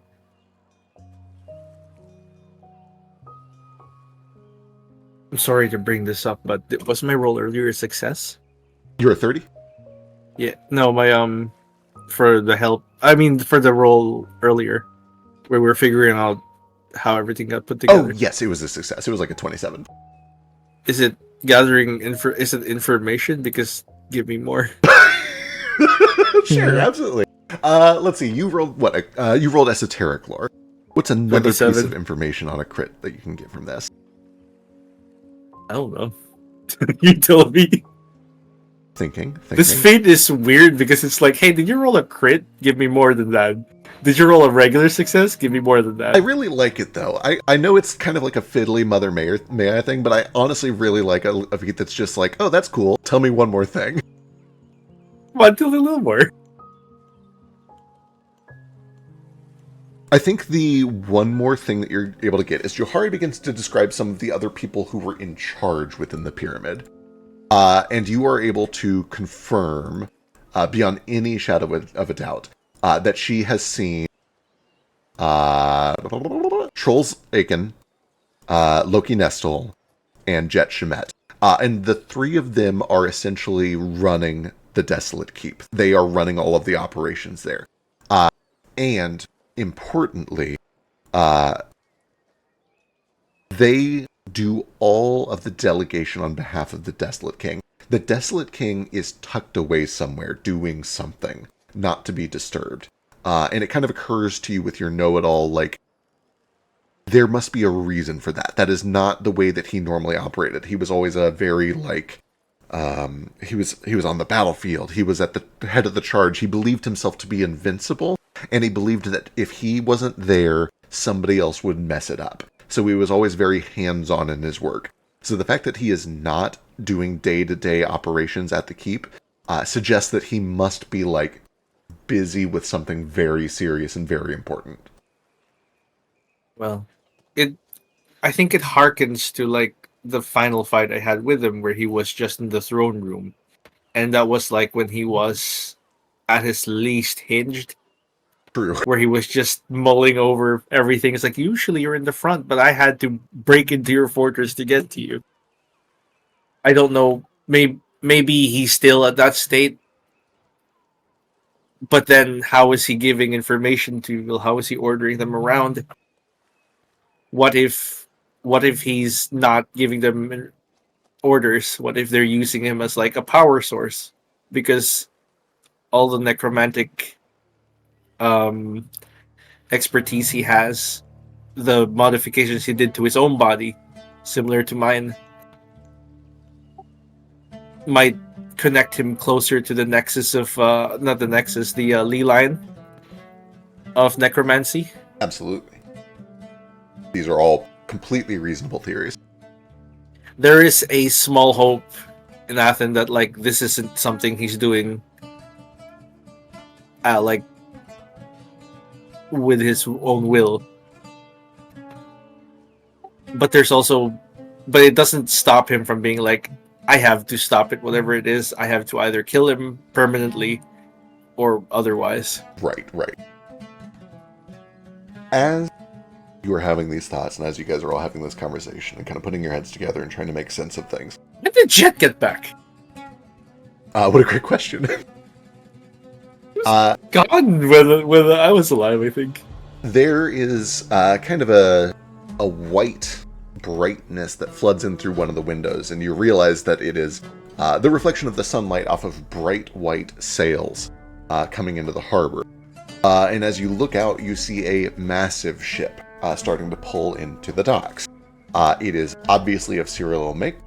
You know that it is early. It was not scheduled to arrive until tomorrow morning, but there is a large Cyril ship pulling into the harbor outside the window. You can see it down at the docks. Oh, fuck, Is that it? Yeah, they're fucking early. I didn't have time to fucking discuss what what we actually had to do because of all this Desolate King bullshit. They must have had good winds, fair winds. Fucking or the fucking pompous attitude carried them here.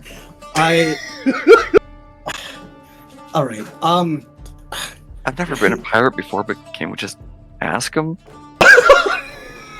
Hey, can I have your ship? You are the most affable and nice person I've ever met. It is very hard to say no to you. I don't think that'd work. Yes, one of the first rules of piracy is don't ask, don't tell. You don't ask for your ship, you don't tell them that they're taking your ship, you just board it. As you're No. confusing the. Actually, no, that sounds right. It was about Sounds to say you right, were yeah. confusing piracy with the navy, but actually, that you know, The same thing. You're like my little pirate champ. Don't call me that. Sorry. For a second. Okay, how many of you speak Cyrillian? I raised my I do. hand. Son. I raise my hand as well. Yeah, raise All of my us? hand. Oh my god, is that everyone? Holy shit, you all speak Cyril. Shit, how We did all this have happen? no reason to I, speak language. I just said I was on a diplomatic mission with my father to Syria. True. So Well, yeah.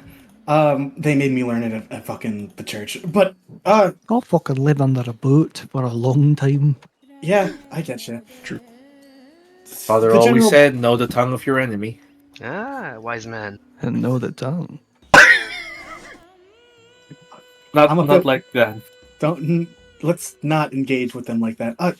The general plan, I wanted to have one or two of you sneak onto the boat with me under the guise of seeking passage back to Cyrillin after, I don't know, some shit happened that stranded us here, right?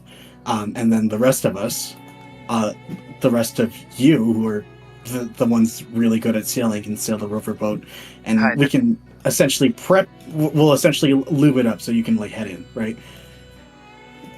Deal with the sun colors before you even get here, right? You know anything about maritime combat, Jahari? I have lived in a desert for almost my entire life.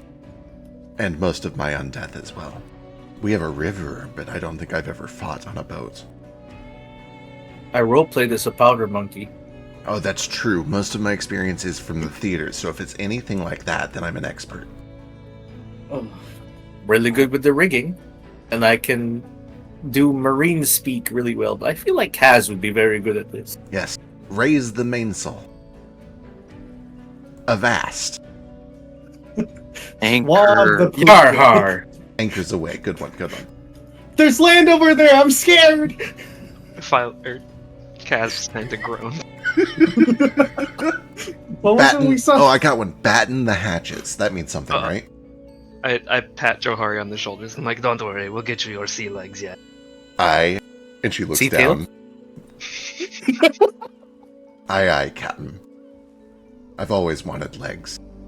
Not really. I've I'm always pretty wanted content, scurvy. actually. You've always wanted scurvy. Now is your chance. I don't see a single orange. Oh, they just like deliberately infect you when you suddenly become like a pirate, right? It's like a rite of passage. Limes work too. And lemons. I just have a few questions. Yes. On that ship, are there civilians? And number two, how many people are we killing, if any? Part of the reason I wanted to go in and prepare it in the first place is so that we can limit civilian death. We could somehow Right. lure them away, lock them up somewhere so that we don't have to deal with that later. And I'd also like to not kill anyone, if that's... Kaz, give me a Possible. sailing check.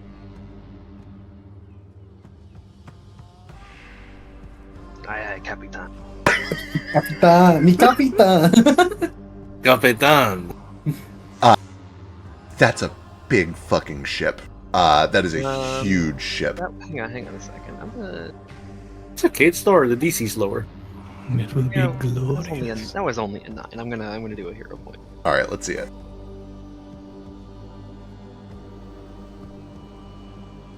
Much Big. better. That is a Mhm. big, beautiful ship. And for that ship to run even limping with a skeleton crew for the ship is going to be 25 people. And that is to just like keep it afloat and sailing in a direction. God forbid you run into a storm. God forbid you deal with pirates. That is like the bare minimum to keep the ship working. I wasn't... all I'm planning to do is... all I think we should plan to do is take out anyone who anyone who poses any threat to us, anyone who wants to rebel us against us, we dispatch them. We take care of them. We lock them in the bridge. Okay? Yep, knock them out. Knock them out. Everyone else, I'm fine maintaining friendly relationships with them. We'll host a banquet after we fucking take their ship. I know they'll be doing it under duress, but there's no reason to make make them enemies if they're still working for us at that moment, right?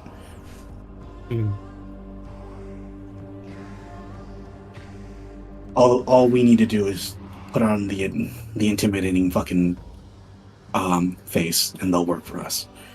We get rid of their chain of command. We replace them. Well, it's our ship.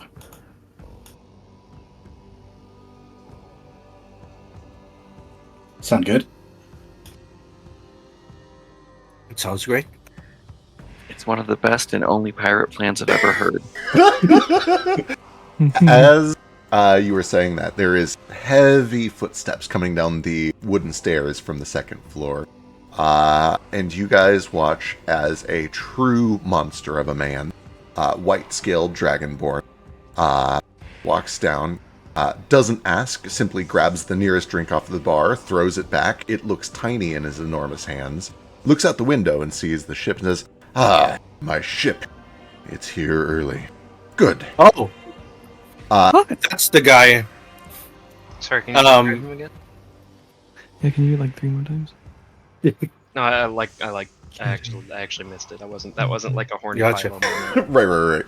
Right. It is a huge, truly enormous monster of a creature, a dragonborn man, white scales, just ripped, built like a tank, easily 9 feet tall, a freak, even by dragonborn standards. He is too large. And he comes down and sees the ship through the window and says, "Ah, my ship. It's here early." Okay, now can you describe him one more time? So close. It's like Dirge, That was but that chunky. was the king of the arena. Is it the What? same guy? Anybody that wants to give me a perception check? I wasn't there. I don't think I was watched him. Yeah, I watched him Yeah, I the think all of entire you- day. I think all of us kind of watched him. Are you telling Yeah, me this is wanted the to- guy who's running the ship that we are going to try to steal? Under like his breath, like his green eyes, like focusing on that guy for just a intense second, and he looks at like Branch and says, "Can I kill that one?" Why did murderous intent start being your thing? That one specifically, because of all the people he killed in the ring. It's your decision. I would have preferred it was in the ring, however. Oh, you can beat him down and humiliate him on his own ship. Tie him to the mast or something. It's not the same. As you guys are having this conversation, you hear him yell loudly enough to startle the other patrons, over his shoulder back towards the stair. "Karaka, come! Our ride is here. What is taking so long?" And you see that a young dragonborn, probably 14, 15, with white scale, carrying just a ton of gear, weapons, backpack, a crate in one arm, a bag in the other, and a backpack slung over his shoulder, stumbles after him. Sorry, I'm ready. Let's go. And you watch as the two head out towards the docks. They're probably going to need some time before they leave, but who wants to come with me and try and get on the ship with them? Hang on. In fact, Yes. rewinding just a little bit. Before they're able to make their way entirely out of the bar, while the guy is waiting for his squire. Right. Can I kind of like stand up and bustle over to him, looking like a fanboy? He's like, "Oh, I recognize you from the ring." No autographs. None, not even for me. Not even for you. Oh, damn shame. Unless you want it signed in red. I don't have a red pen on. He looks at you like Just talk- he knows that you know that that's not what he means. He wants you to read like red. This looks like a man who is always willing to have a fight to the death.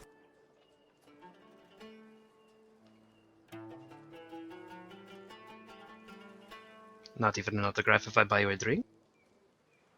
Give me a diplomacy check.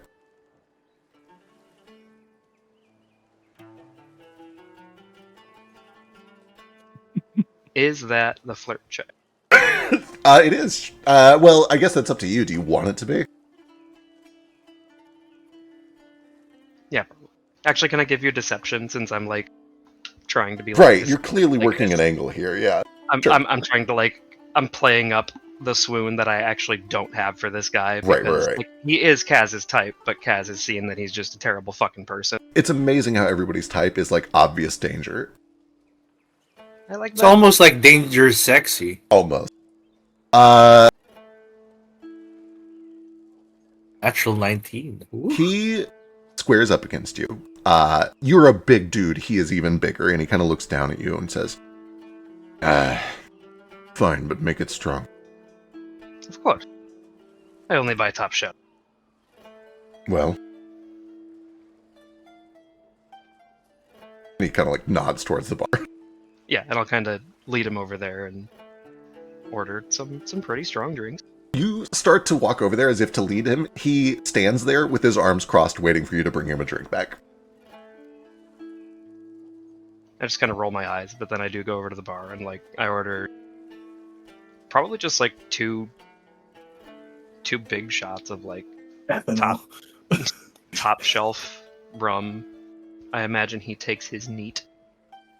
Yeah, you order the best rum that they have, which is actually pretty decent. Few silver pieces. Pours it neat. I ask for a little pineapple juice in mine.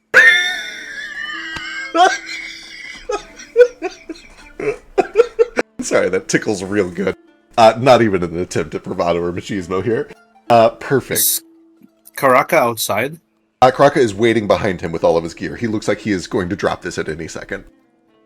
He's constantly shifting to try to hold on to everything. I'll go help him. Describe how that looks. Come on. What do you do? I'm going to go behind the bar for a bit, and who comes out of the other side, kind of, not the bar per se, but behind some object that obscures me. And the person that comes out behind him looks more like just a dock worker. Okay. And, the dock workers here probably know the ship very well, considering how he talks. So he's just going to say oh, you're with the ship. Yeah, I'm here to help you with that. We don't want to make him wait. Understood. Give me a deception check. Because you're disguised, it's a +4.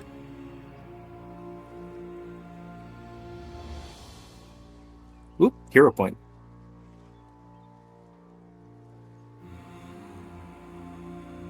That's worse. So it is a what is this? 17? 17. Got it. Oh, wait. How are you getting 17? Oh, right, because it's +4. Right, correct. What's his will, DC? Fingers crossed. It's perception DC against lying, right? Yeah. Pretty sure. I think it's perception, yeah. Okay. You start to approach. And he is standing, the squire is standing right next to him. Jacques has his arms crossed. He's looking impatient, waiting for somebody to bring him a drink. You come up and introduce and say, I'm here with the ship. Let me take some of that stuff. With the docks. You're with the docks, one of the dock workers. He sees you approach and start talking and tell this story.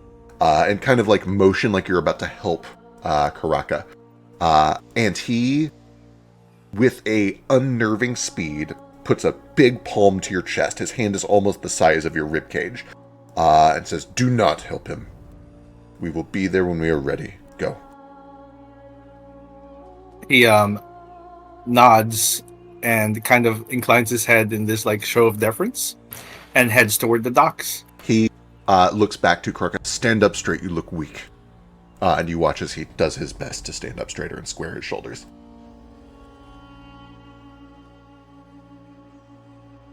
At this point, Kaz, you have your drink. And his.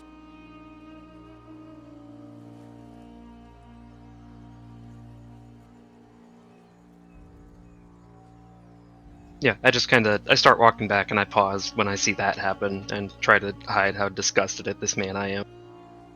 But then I put on my big fanboy face and come over and I offer him his drink again. Yeah. I'm sure you didn't want ice. No. This is very kind, thank you. He throws it back, does not savor it one bit. You could have given him swill, it would have tasted the same going down. Slams the cup back down on the counter. What is your name? Oh, you can call me Kaz.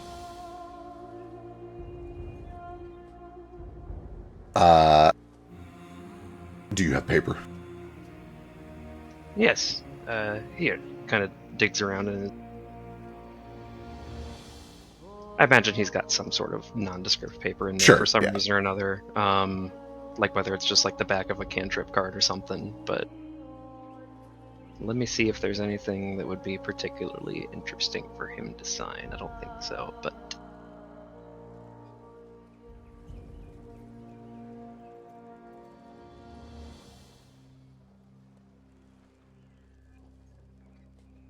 yeah, you know what? I'm actually just kind of trying to play it up. I'm trying to impress this guy and also waste his time.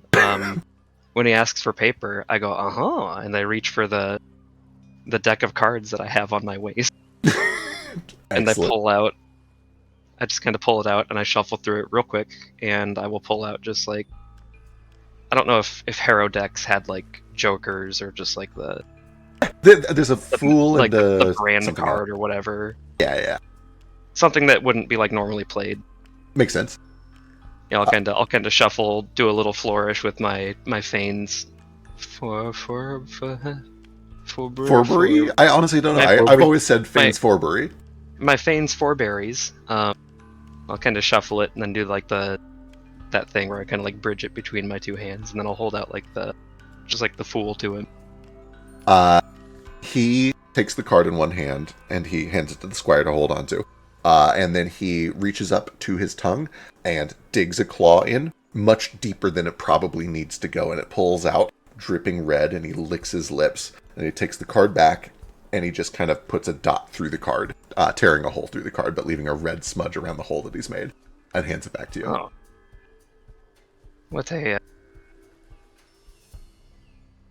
What wonderful penmanship. He grunts. Are we done? Just one moment. How are you? Do you like card tricks? You're so impressive in the arena. I can't amount to that, but I want to show off a little bit myself in my own little talents. You see, I'm something of a showman myself. Give me another diplomacy check or deception check.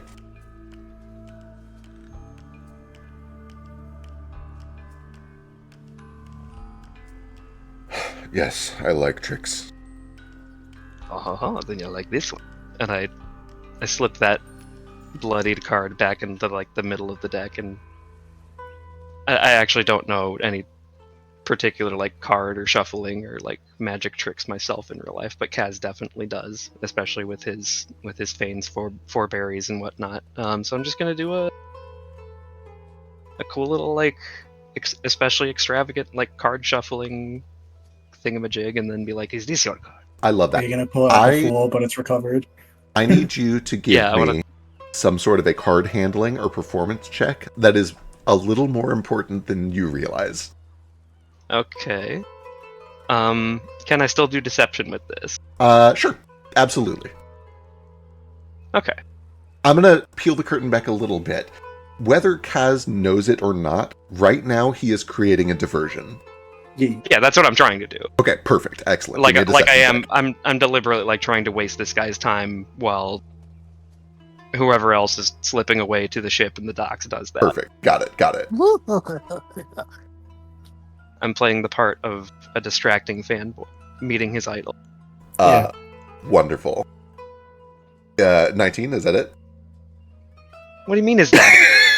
Is that your final roll? You probably have another hero point. I think. I do, but He looks bored. He looks like he's trying his hardest to like pretend to be engaged, but he looks bored and anxious. let me see something.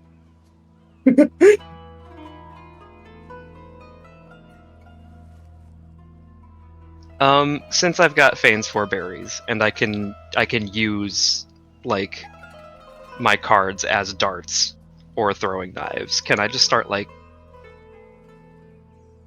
can I like juggle them? Yeah, like you can do cardistry. I want to do something with this that will also give me panache because I am handling them. Oh, absolutely. Yes, you can absolutely get panache from this just by virtue of doing it. Yes. Okay, cool. I don't know if that actually helps with the deception rolls, but like I'm doing my best to keep this guy's focus. Perfect. Uh, I'm gonna go behind the curtain one more time, and I'm going to ask for a very honest answer from Ruko. Ruko, how are you currently dressed? What do you look like? We were preparing for this. I am so good at this.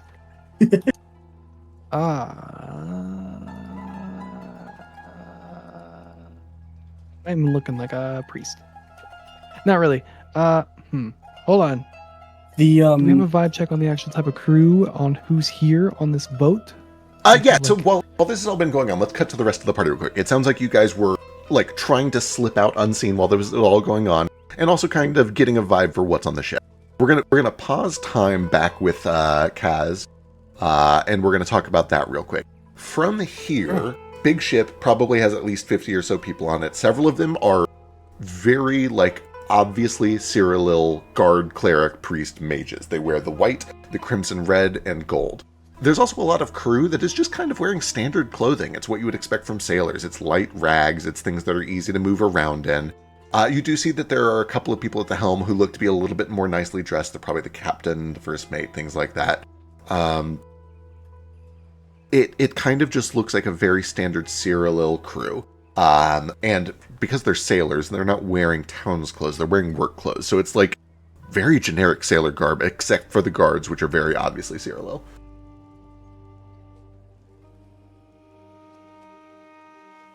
All right. Let's see backstory. if We have prisoners with us, right? You do have 10 prisoners with you in one of these rooms, yes.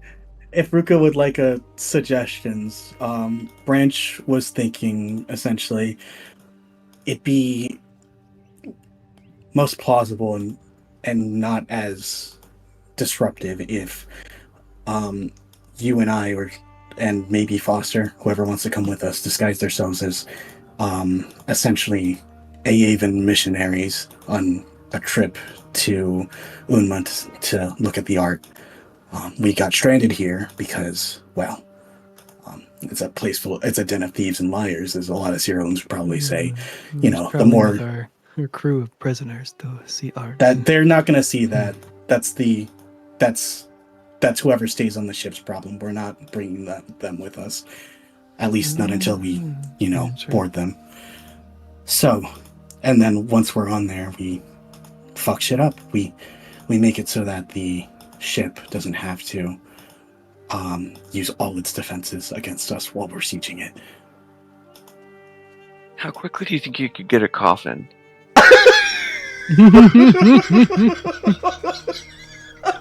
I love how realistic this plan is.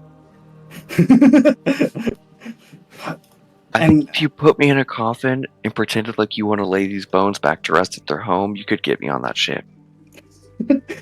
Cass could probably build a coffin in like a day. A Yeah, casket. If you- A casket.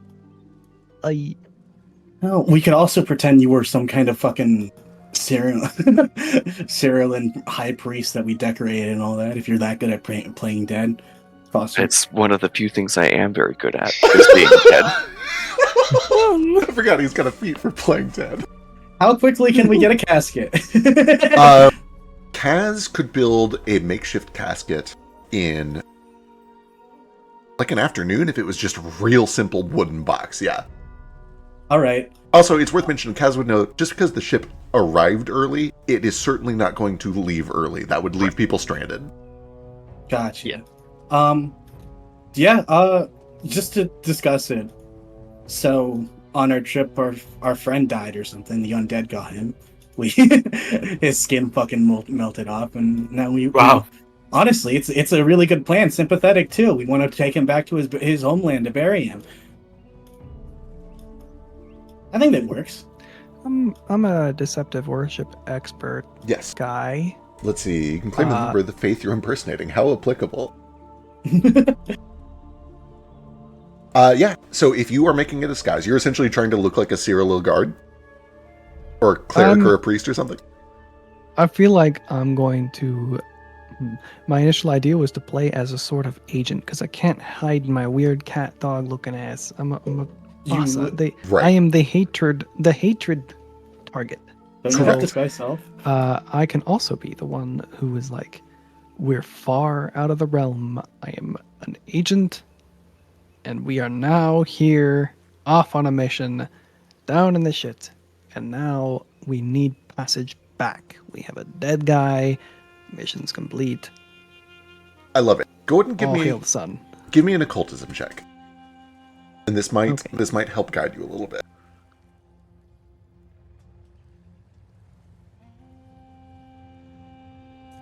Hero point. All right.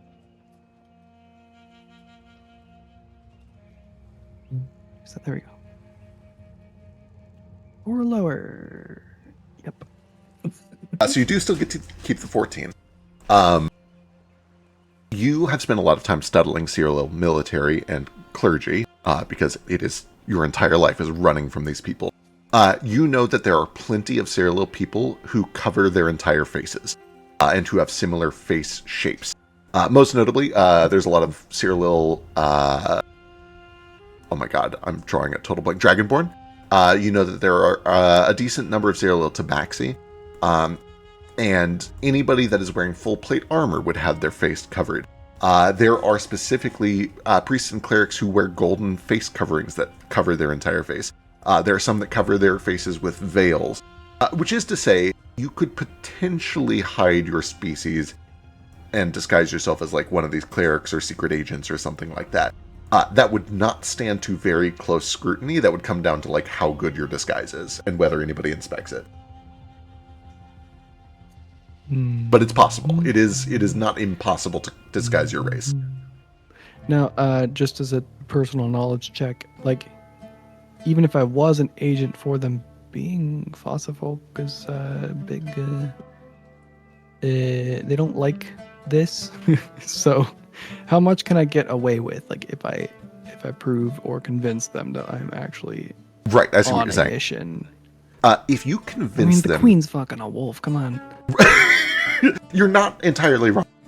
It is this weird double standard where they view themselves as superior, but like there are Firaxa citizens. There are, they would call them subjects. They are often living in very poor standards. But the general idea is like not kill all members of this species on sight. They're not that far gone yet, at least not within the homeland. And it actually occurs to you, Aradia, this mole that is at the lighthouse, has connections to Minri Horgan, who has connections to Cyrilin, and she is pretending to be Firaxa. It is not unheard of for Cyrilin to have spies who are Firaxa.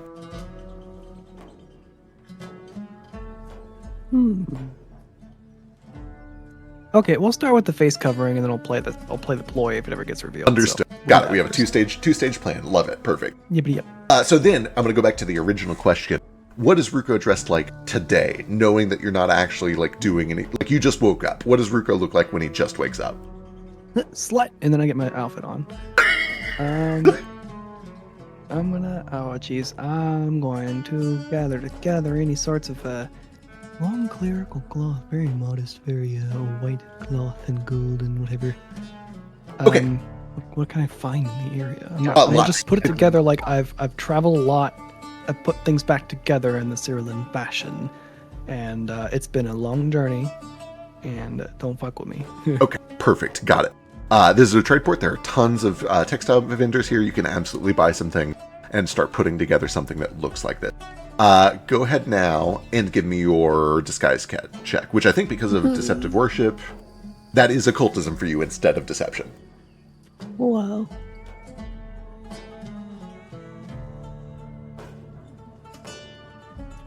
Blazing. You lucky son of a bitch. Okay, we're going to wind things back over to Kaz. Philo, first of all, you have a hand raise. What's that about? Yeah, I just wanted to kind of describe what I'm doing to Hell kind of yeah. distract this guy, if that will help. Yep, let me see it. So I'm definitely like, it's not actual combat, but I'm going to do some combat things if I can. For sure. Okay, just because, putting on a show, it works. You're putting on a show, yeah. Yeah, so like, I'm gonna kind of just like do like a bullfighting twirl around him and throw cards up in the air as I do. Like just kind of tossing them up in the air. They're spinning very like gracefully and weightlessly, like I professionally tossed them. But they thunk when they hit the ground, like digging into the wood floorboards with their edge. Yeah. And I'm like dropping a bunch of these around him as I circle, probably like 5 or 6 at least, just like kind of quote unquote trapping him in them. And For then sure. when I get to his front again, I want to spend an action to use the Ripping Returns rune to call them all back into the deck that I have in one hand as I pull out the card that he like quote unquote signed with the other hand. And I'm gonna just like hold it right up to his neck as I kind of do like a big old like showmanship dip and be like, "Is this your card?" I love that. Let me get an insight check from you. Perception. Okay. Percent.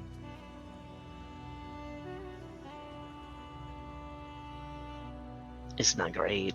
You get a couple of reads. At first, the expression that you get from him is like, oh, this person is trying to, like, he's giving me his mixtape. He's giving me the Gladiator equivalent of a mixtape. He thinks you're trying to use him to get into the arena. And eventually he kind of starts to be like, oh, but this is actually kind of fire. This is pretty good. But he refuses to show that. He is putting on a stoic face and refusing to, like, give in to any of this sort of flair. He gives sort of a half-hearted clap at the end, which you know he actually truly means, but he's holding it back because that's not the persona that he's trying to present. And the third thing that you notice is that behind him, Karaka is eyes forward, 1,000-yard stare, not watching, doing everything that he can to not watch this performance. Does it seem like he's just not focused on anything, or he's like deliberately not watching just me? On a 15, he's deliberately not watching you. Okay. That was good. You have found my card. You have done the cards. That is impressive. I am very sorry. I have a ship to catch. Thank you for the drink. That's right. Hate to keep you, but would like to tempt you with another drink if I could. I have had enough. Thank you.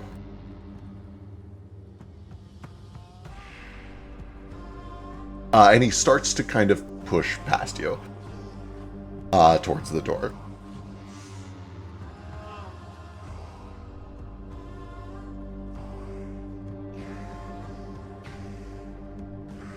Behind him, Karaka starts to follow, carrying everything that he can.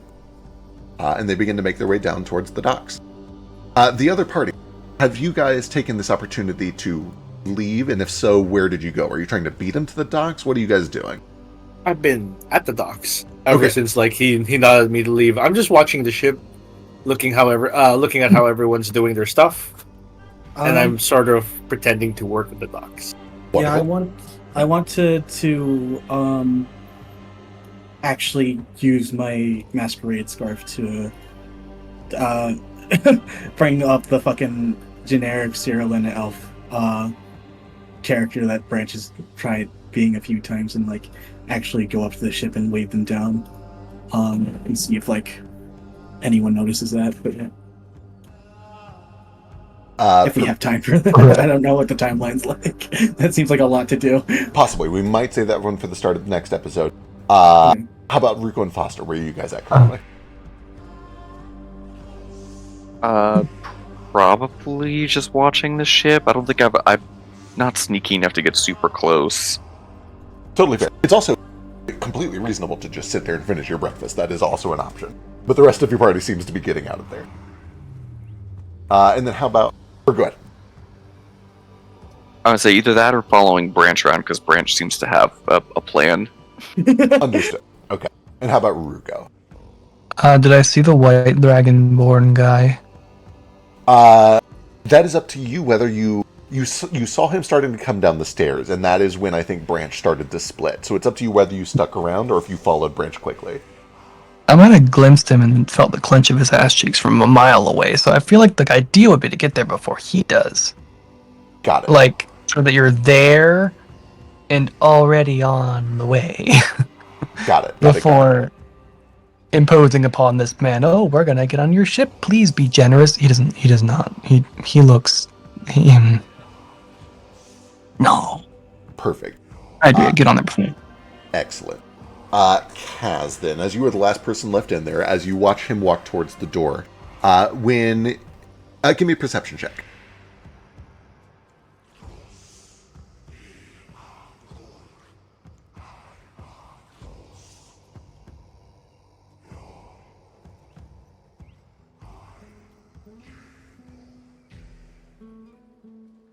Oh, it's almost a 20. It was. I saw it on my screen, too. You do notice that as he turns, all across his back are very faint, like, brands. Like, almost like leather embossing just across the scales across his back. And there's a full map of them. There's too many to read them all very quickly. But you just see that his back is decorated almost like embossed leather. And he continues down towards the docks. You guys all get there way before he does, thanks to Kaz's diversion. Ethan is just kind of doing dock working. Ruko and Foster are hanging out with Branch. And Branch, you were trying to flag them down? Sorry, remind me, what were you trying to do? Just like disguise and try and get their attention to.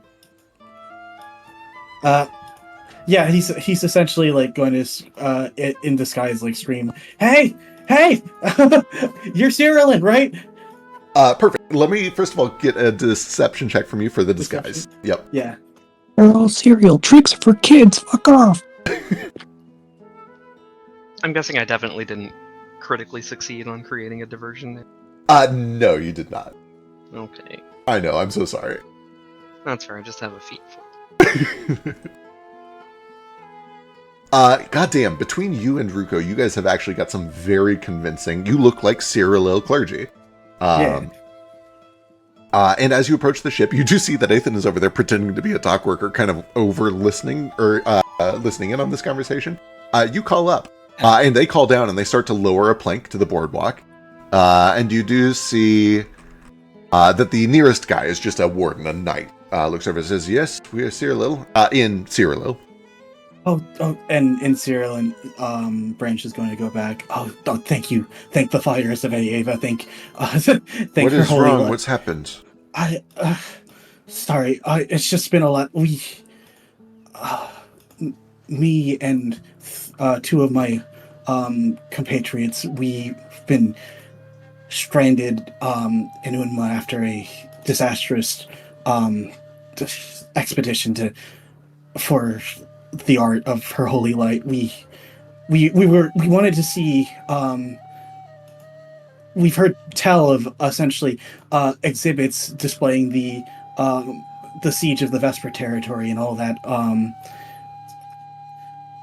It doesn't matter. We just wanted to come here to look at some art, and the savage nature of this land has stranded us, and we need a way back. We need to bury our friend.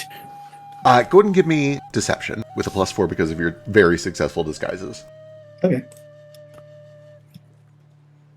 Deception. Hero point. Okay. Thankfully, that is still an 18. Okay. Stay for one moment. It has been a long journey, but it has been... The Maker has guided us peacefully. Perhaps this is why. Give me a moment.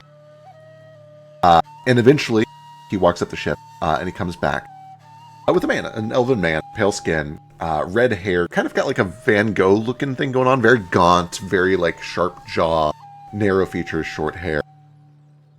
And he looks over the edge as they start setting up the boardwalk, and eventually, once they get it, starts to walk across to you. I am Captain Vane. What's, my guard tells me that you need passage. Yes. Oh, thank you, Sir Vane. Captain Vane? Captain Vane, but Vane is fine. Do you believe in serendipity? Do you believe this song about you? Sorry, don't say that. Serendipity. Sorry, I don't know that word. Totally fine. Good luck. Fate bringing things together. Oh, yes. Ava guided you here to rescue us. I can't...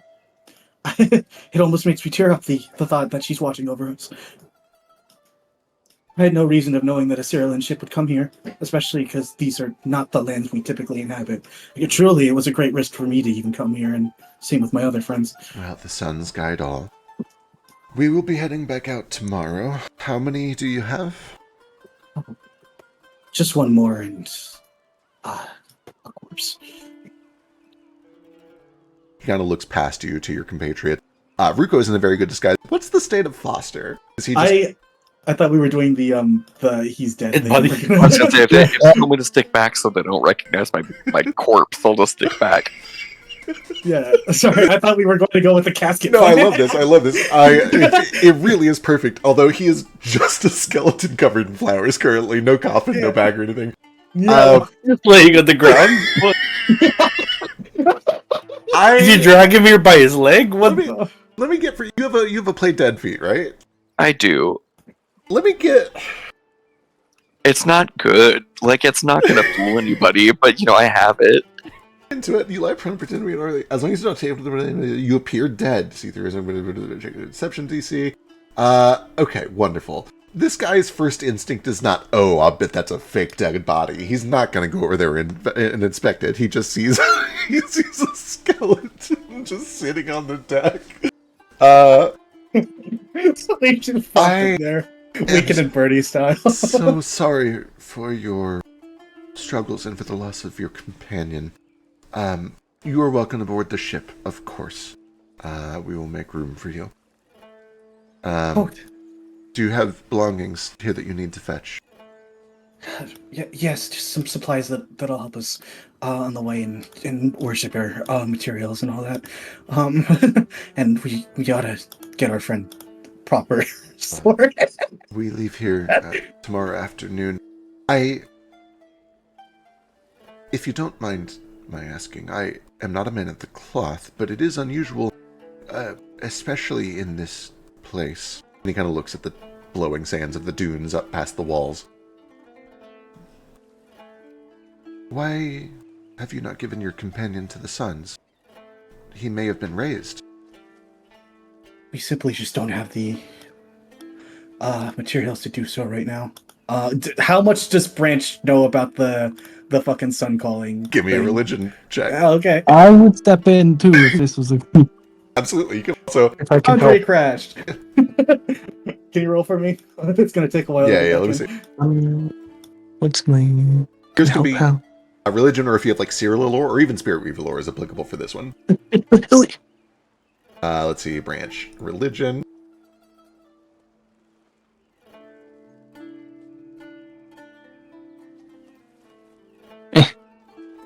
Same roll. Spirit Weaver lore? Yeah. Religion? Either one. Branch with the 13, everything that everything you just said sounds perfectly reasonable. Ruko, everything that he said sounds perfectly reasonable, but it leaves a conundrum on a 17. The excuse he gave for not burning the body is, we haven't had the resources to burn the body. You look up past him towards the guards on the ship and see two sun callers who, with the flick of a staff, could summon some fire to destroy Foster's body. And That's another good excuse. Oh, geez. What about? I don't know enough about burial culture in Cyrilo. They want to incinerate, right? That is their instinct. There there are a number of reasons why they might not do it right away, but the instinct is if somebody dies, especially in a place where undead are known to form, they burn it. They burn it right away. But our friend explicitly did not want his ashes scattered upon heathen lands, so, or places where he could be risen yet again. He wanted to be buried with his ashes scattered among his homeland. So, we waited.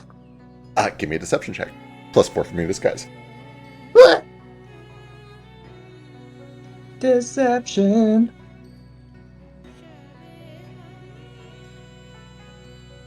I can try to be good at deception. It won't let me roll it. Weird. I can grab it if you want. Oh, yeah, got it. Nice. I understand. He will be given what he has asked then. We can make room for him within one of the holds. And granted that he died from heat stroke, I think he wasn't super enthused about being burned immediately. He'd be a nice cool space. Ghastly. I'm so sorry.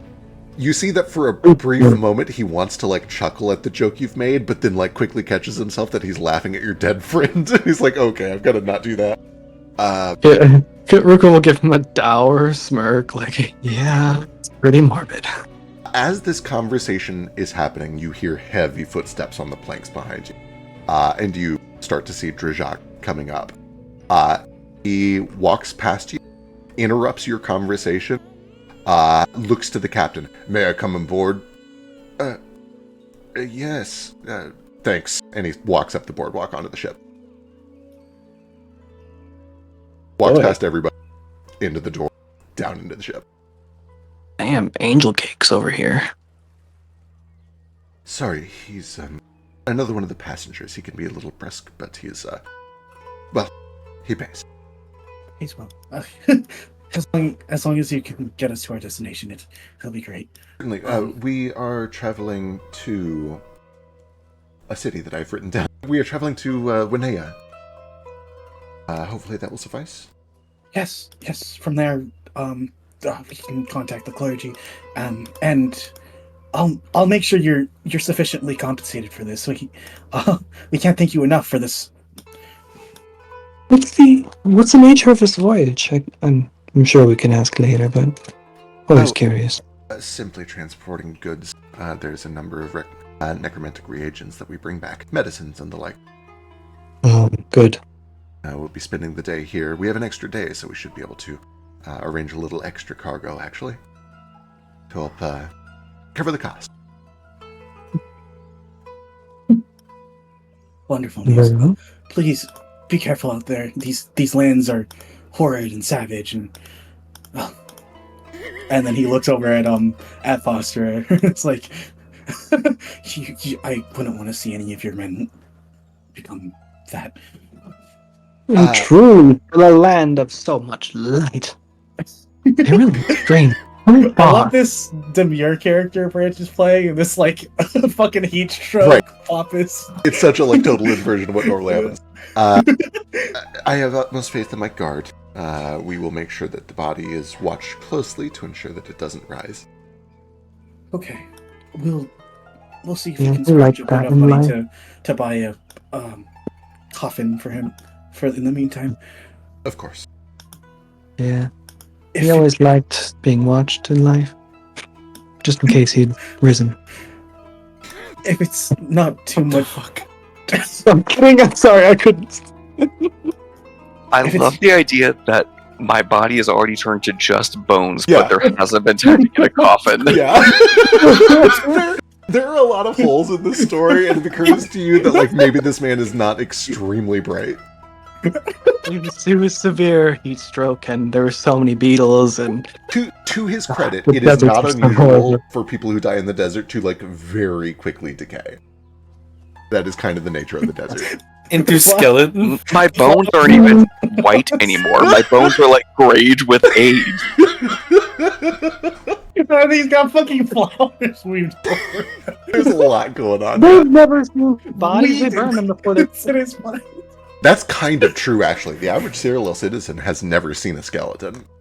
Oh, Oh, nice. They think this is like a horror story. So if he gets up and starts dancing around, they wouldn't know if it's weird or not.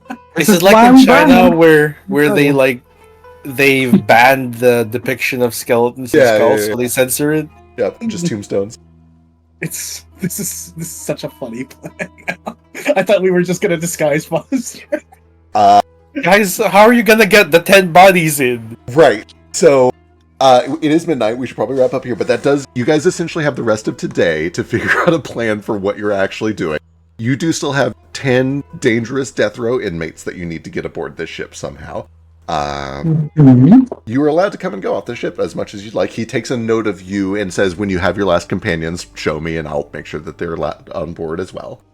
But yeah, it's you guys have until tomorrow to figure all this out. I thought, is the riverboat even capable of sailing out in the ocean, doing any kind of siege? On a clear day, it could theoretically sail out into the ocean and sail back for sure. Okay. A canoe could do that on a clear day. What the problem is that if the weather becomes even slightly inclement, if the wind picks up a little, it will simply capsize. It is not made to handle sea waves.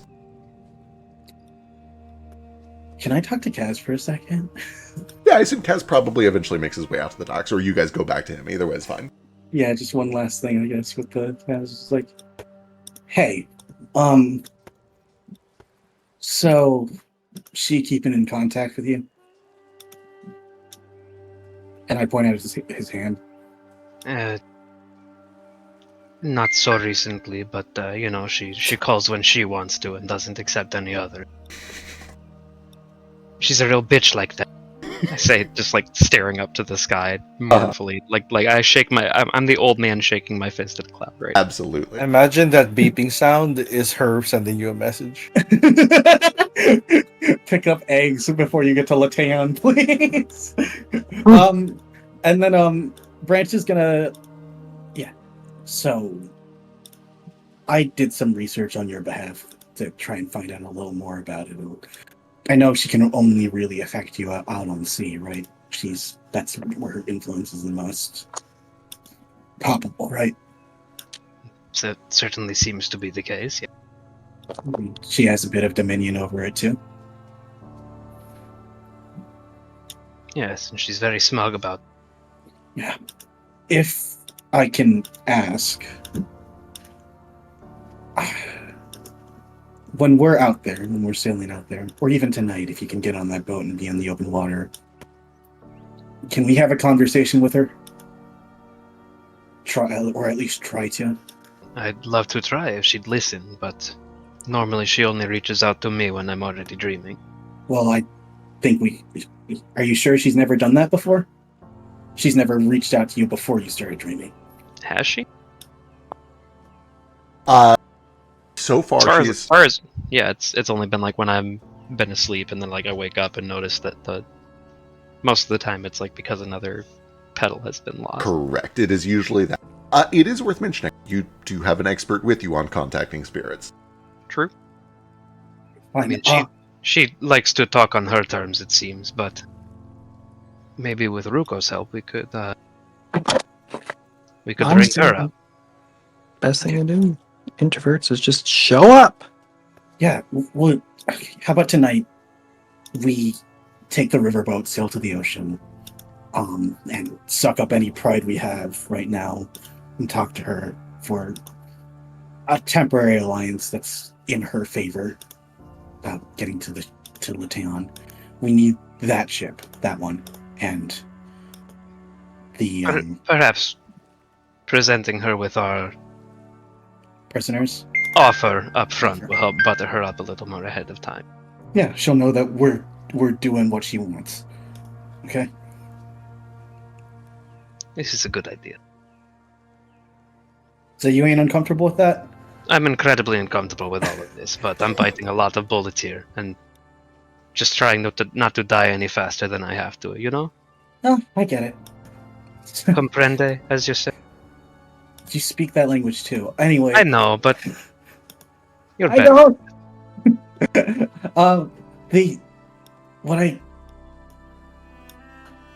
What the fuck was I gonna say? Yeah. So we commune with her, and maybe she can give us safe tidings to help. And then when we get there, we'll give her the prisoners. You'll be curse-free. Sound good? He pauses for a long moment, and especially when you say, ask her for safe tidings, like he pulls a flask out of his coat and takes a sip. He's like, I suppose it's the best option. Listen, I'd talk to her myself if I could, but you're the only one in contact. I wish you could. You're way better at this bullshit than I am. You and that damn silver tongue. Are you confusing the two of us for a second? Like, I don't think I am very amicable when I'm not. I'm a businessman, Branch. I'm not the manipulative sort of schmoozer that you are, and I mean that in the nicest way I can. Yeah, you ain't you ain't a lion thieving shithead. I get it. You work people. I work deals. I don't think she's interested in deals. Or maybe she is. Maybe I'm lucky. Mm. What does she want from you then? I have no fucking idea.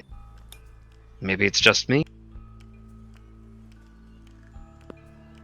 Sorry, I couldn't figure out more than I had from Bugs, but I think if I can actually have a conversation with her, if I can irk out literally anything, That would be very nice. She's been deliberately vague with me, too. Yeah, I think we can have something. Like, all right, Ruka. I'm a businessman. I like my contracts on paper. Something I can look over and keep. But she's not like that, to me at least. She shows up when I don't want her to. She doesn't reply when I do. She interrupts my beauty sleep to give me horrible dreams. Gray my mane more, take another petal off of my life. Ugh, women. Speaking of woman, I've been thinking about something once we finally had that ship got be done, and I can't really think of a better way of celebrating stealing a fucking Sorry, gotta meet cereal a little and I can't think of a better way of celebrating stealing an entire cereal and ship than gay relations in their former captain's quarters. Kind of a fuck you to their entire, MO. Are you coming on to me? Again? I don't remember the last time. It'd be nice if I had control over it this time. That's fair. Just a little bit of encouragement to butter you up so that you're not super afraid of talking to her. What, you think I can talk to women? Never seen you try. Why would I? And yet my fucking sister is falling for you anyway.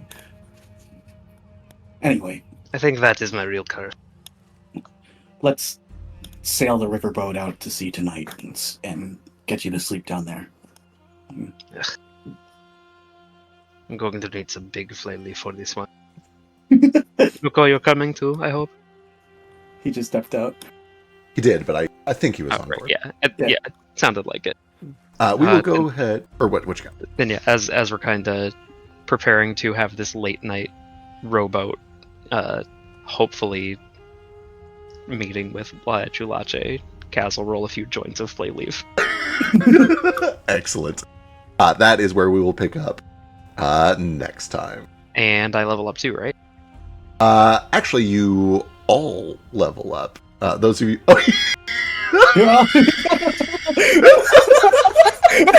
But only the people present in chat.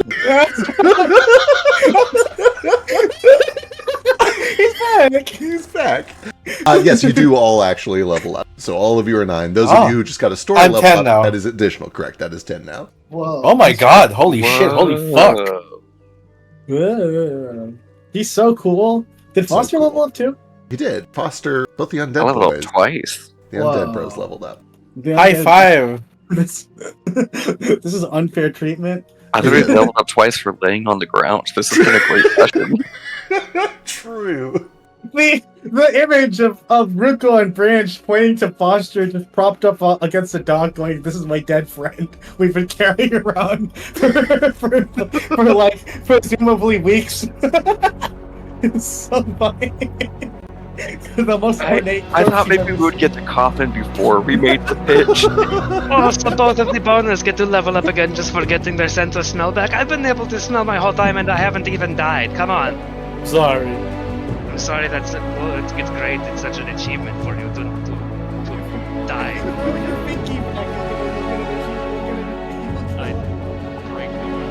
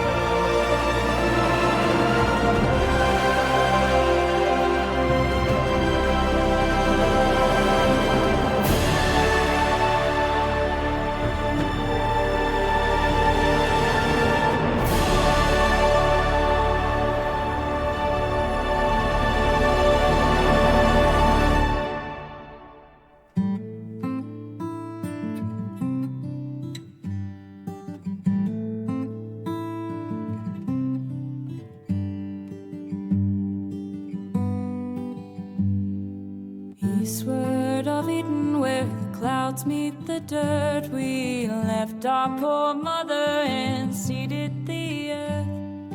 Gates they were shuttered, the latches were locked. Oh, eastward of Eden, where men become gods.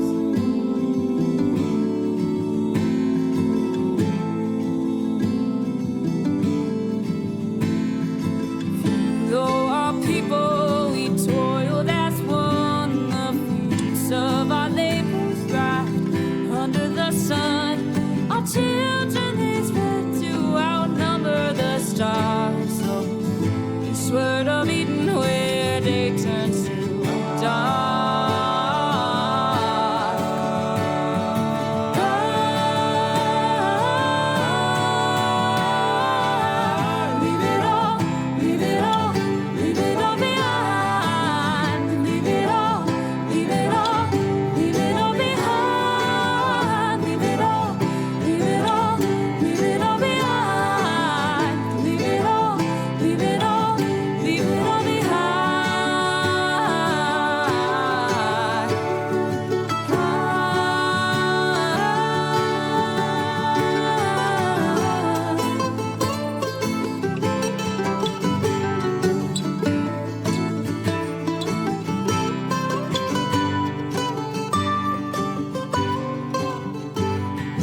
Watered our forests with fire and flood, and fed our own egos with our brother's blood.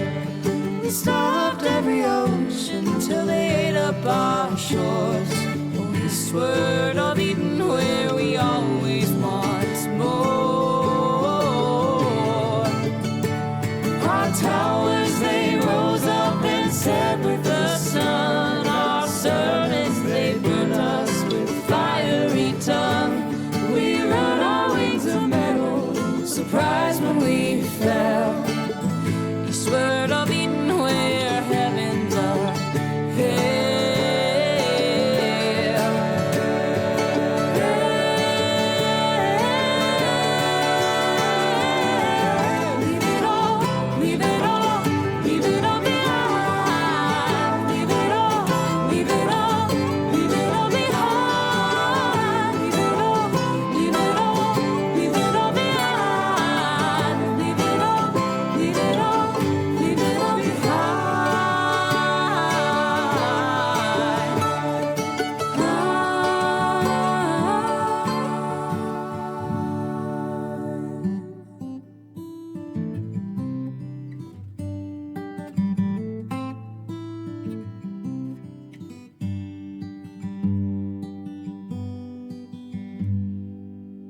Eastward of Eden, where the dust meets the dirt, we murdered our mother and strangled the earth.